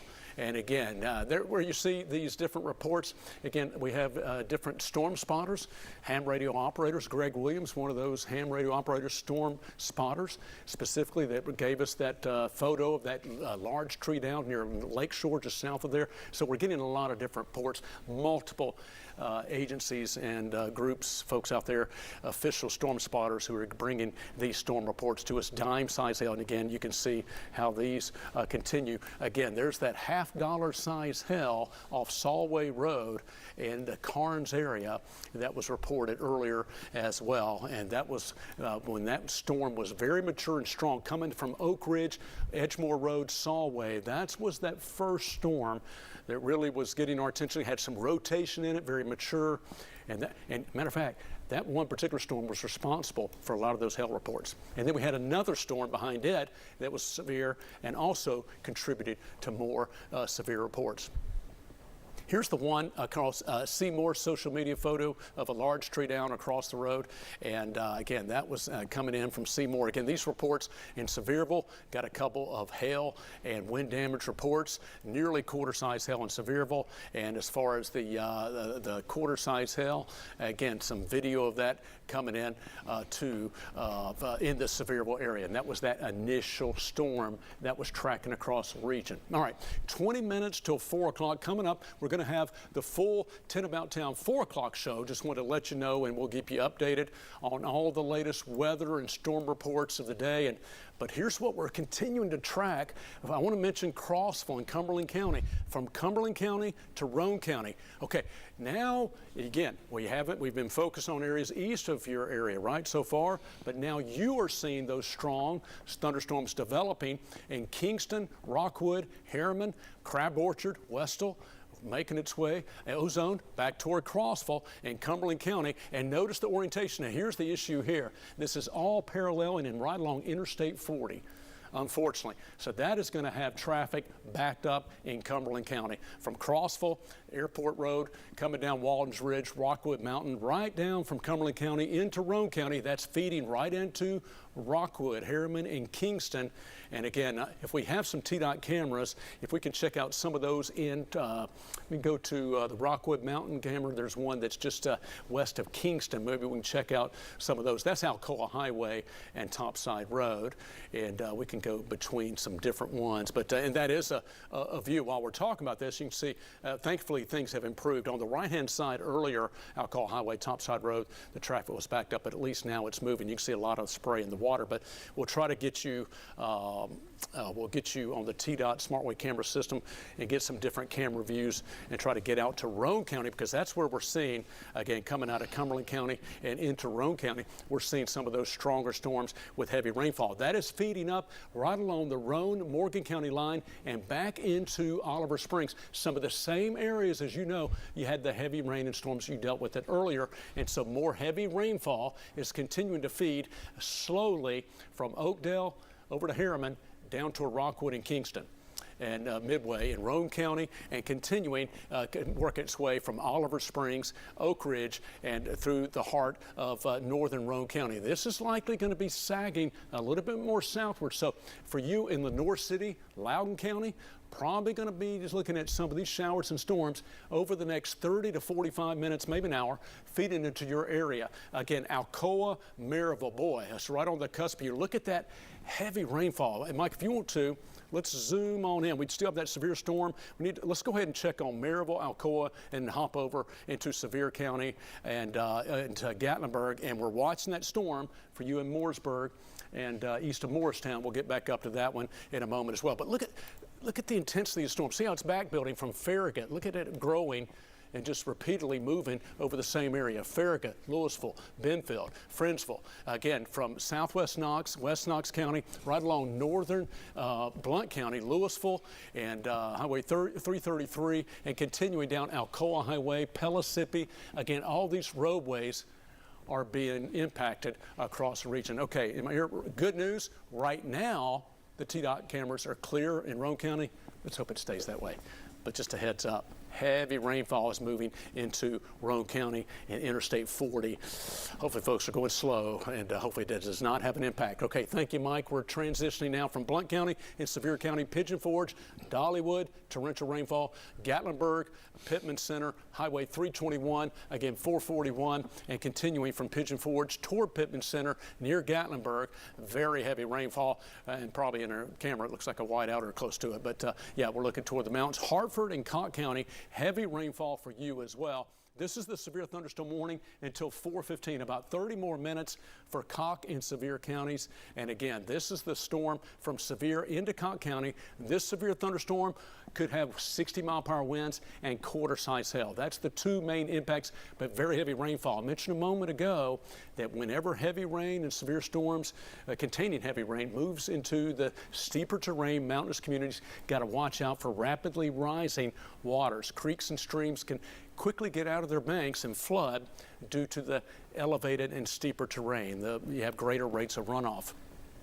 So heads up for that into the mountainous communities, the mountains and foothills in Sevier County, including Pigeon Forge, Gatlinburg, and Pittman Center. And again, from Hartford and over toward Del Rio and Cosby, again, mountainous areas, this is where we're continuing to see some heavy rainfall for you into the southern part of Cocke County. And there's a look at the replay as Mike is showing the radar looping and seeing those scattered storms with the heavy rates of rainfall and some pretty strong winds. You can still see the core holding together. So very heavy rain, maybe some hail near Hartford. And again, not a warn storm on that particular one, but that's just kind of peeled off this other one developing. But Pittman Center, Gatlinburg, Pigeon Forge, again, that's the hail core that we're looking at right now. As far as the vertical integrated liquid, it looks like near Gatlinburg could be seeing some of that larger hail developing and tracking from Gatlinburg and toward Pittman Center and right along 321. So you've got numerous golf courses, campgrounds. Again, Highway 321. Popular area for folks to vacation, tourists to head to, etc.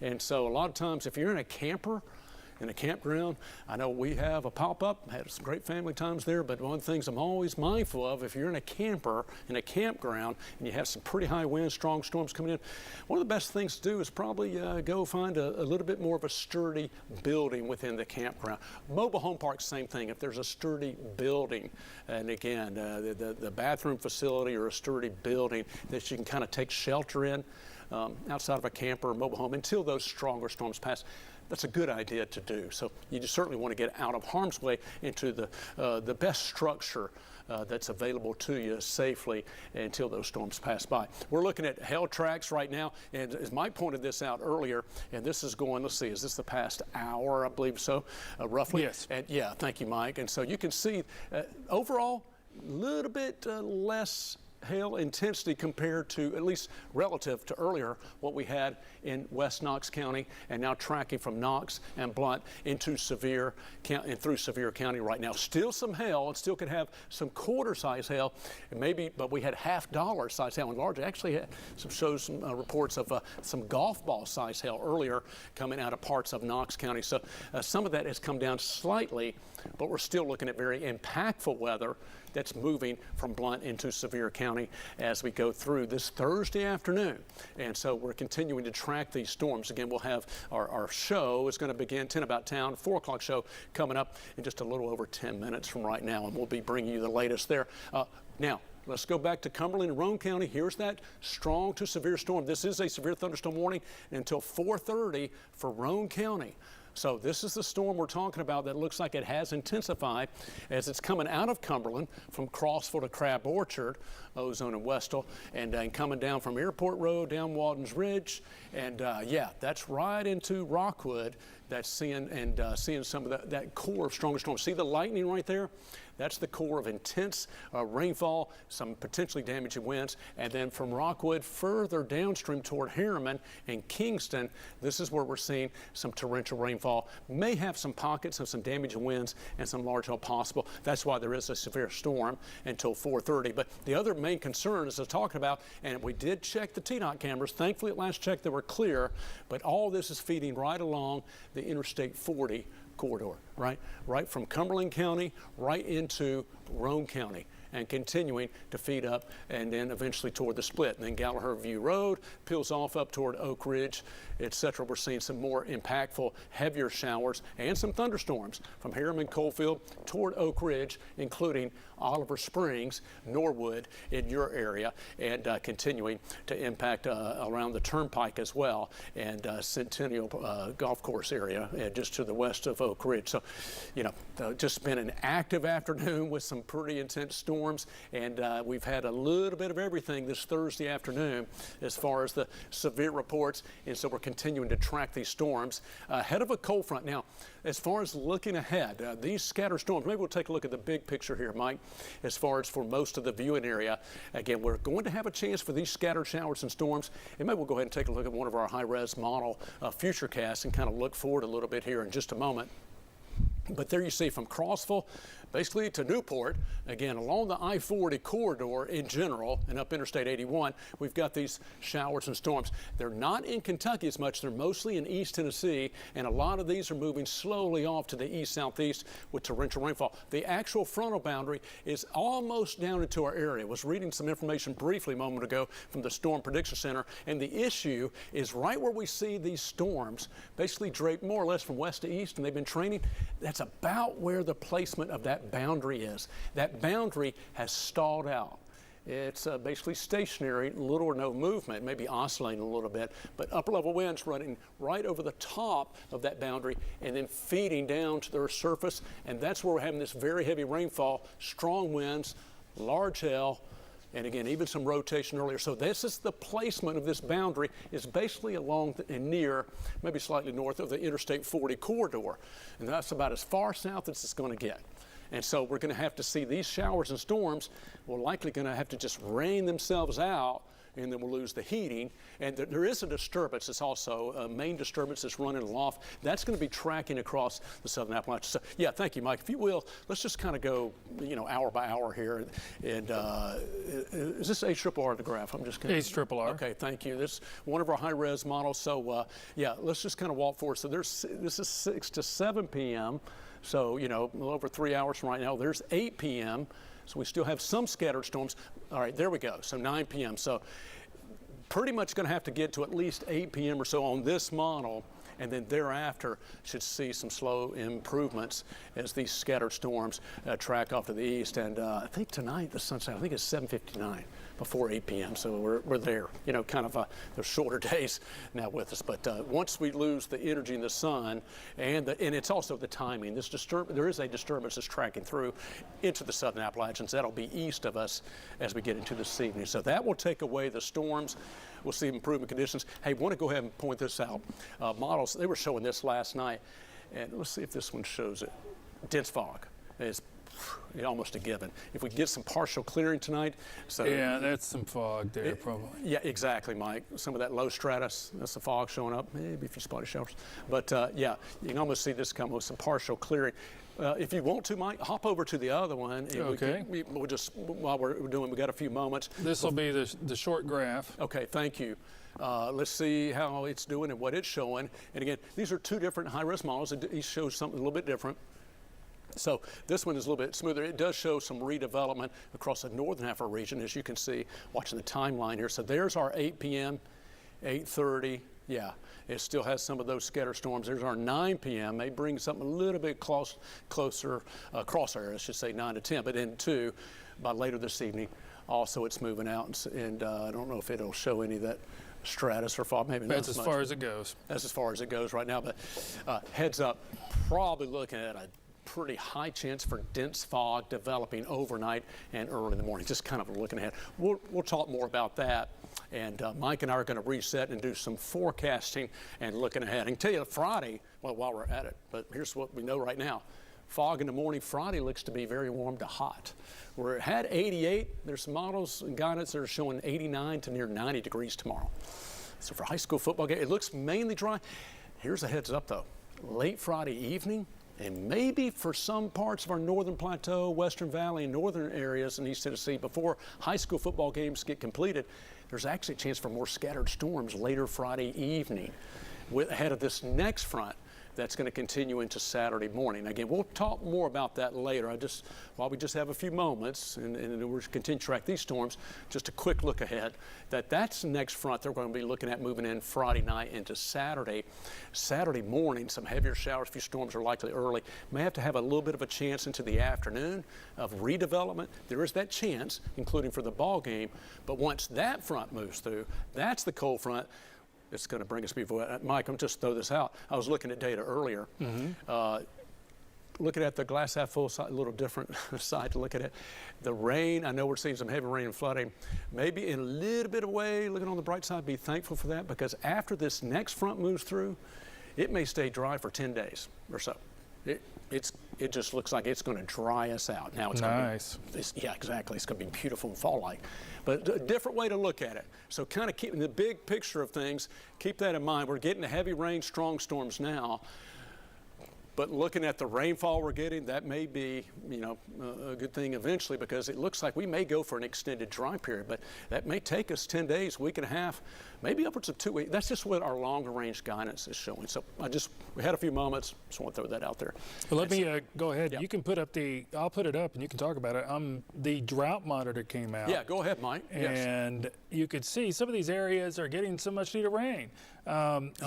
Here's the comparison of the drought monitor. You can see the last week, we had a moderate drought in some of those counties there that ended up having a lot less rain than the rest of us. So we're talking about Roane County, maybe parts of Loudoun County, you can see right to the middle, and then the northern part of Monroe County, southern part of Blount County also included in that. Now it is just abnormally dry in some of those spots, but still have a moderate drought, northern part of Monroe County and to the western part of Blount County at this time. And then there's some areas expanding. You get up to Fentress County. They are now under a moderate drought, and those areas did get some rain earlier. So this is definitely welcome. I know it's kind of aggravating, the time frame, and also when it gets a little severe and you have trees down, power outages and such, but the rain is welcome in those places especially. And I know there have been a lot of people messaging me on Facebook saying, hey, we don't have a drop here, even though maybe there's a report nearby where they've had 2 inches of rain, and they just seem to have it avoid them, and that's what can happen with some of these pop-up showers and storms. Now this is certainly more widespread, so this front is welcoming for those areas that are still under that moderate drought. Go ahead, Todd. Yeah, Mike, Simon, thank you so much. That is a great perspective. Actually, segue into the rain we're seeing now. And again, just looking at it from a different angle, it's needed in some areas. And I know, go back to July, some of you saw double the average monthly rainfall even in July, whereas we had a deficit in Knoxville. It was very hot. So just all for perspective. Okay, we've got about 2 minutes or so. We're going to go ahead and walk through the big picture here. Coming up in about 2 minutes, we're going to transition to our 10 About Town 4 o'clock show, bring you all the latest news of the day, latest weather information. We'll have a lot of reports for you coming up. So thank you for hanging with us this afternoon. Hope everybody's been able to be safe and sound and certainly off the roadways, hopefully, and not having to deal and driving these storms. So right now, Roane County, one of the more impactful areas that we're seeing these showers and storms, from Rockwood to Kingston. So again, it's right along Interstate 40. Again, we're going to hope for the best, Interstate 40. And again, at last check on TDOT, we'll be looking at TDOT cameras coming up during the 4 o'clock show, but that extends back to Crossville. But some intense storms there, very heavy rainfall. It's drifted just south of Knoxville, now over the airport or close by and just north of Maryville and working its way. Boy, if heavy rain continues for you from Seymour, Sevierville, Pigeon Forge, near, and it looks like just barely north of Wares Valley, but also into the Gatlinburg-Pittman Center area. And you've seen some scattered storms, Maynardville, La Follette, Huntsville, again, Morristown, Rogersville, near Greenville. We're still looking at these clusters of scattered showers and storms. Let's put this in motion, Mike, and just for perspective to get that going, and before we let that kind of play through the last hour. This is just the last hour, and you can see we still have that development. Again, the frontal boundary has sagged down near, maybe just north of Interstate 40, and has stalled out. Strong winds aloft, parallel, overrunning on top of this frontal boundary, and Mike's going back further in time. That's Thank you, Mike. 6 hours now. That's 6 hours. Okay, actually, that's great. That's where that possible tornadic circulation got going. And look at that. Yeah, thank you for doing that, Mike. We'll let that feed back. And look at 1, 2, 3 multi-cell storms, and that brings us right now. So here's another replay. Watch this in Morgan County. It's coming up here. Boom, right there. That's the one on the backside, strongest winds feeding into it. All right, and that's what we were looking at. Yeah, that's when I was talking about the severe weather up north, and that one seemed kind of innocuous at the time. I know it. All right, Mike, hey, we're going to take a quick break. Be honest with you, we're going to go hit the restroom. Be back in about a minute and a half. I need to go. And we're going to start 10 About Town. 4 o'clock show is coming right up. Stay with us.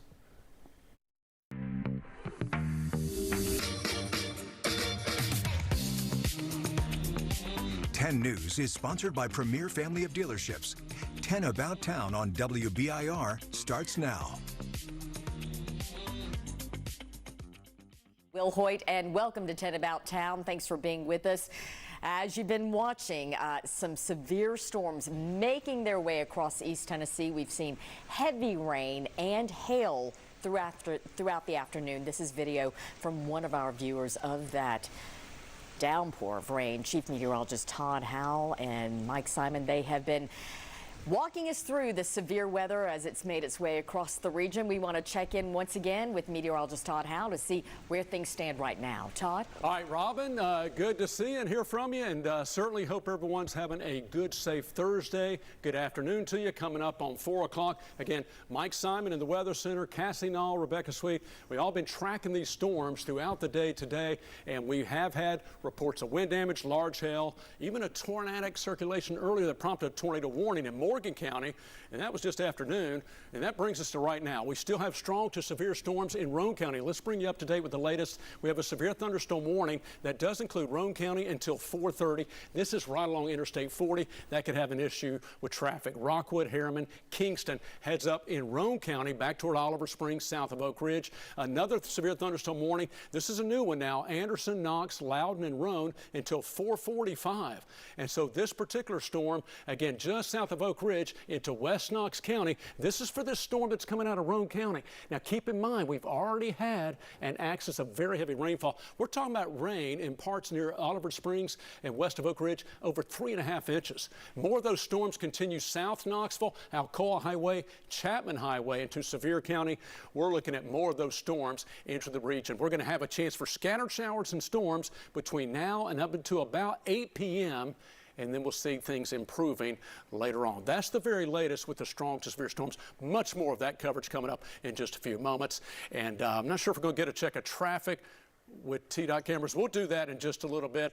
We're hoping for the best in Roane County. We'll have the latest traffic update coming up in a few moments. Right now, Robin, we'll send it back to you. All right, Todd, thank you very much. Thousands of people reporting power outages all across East Tennessee.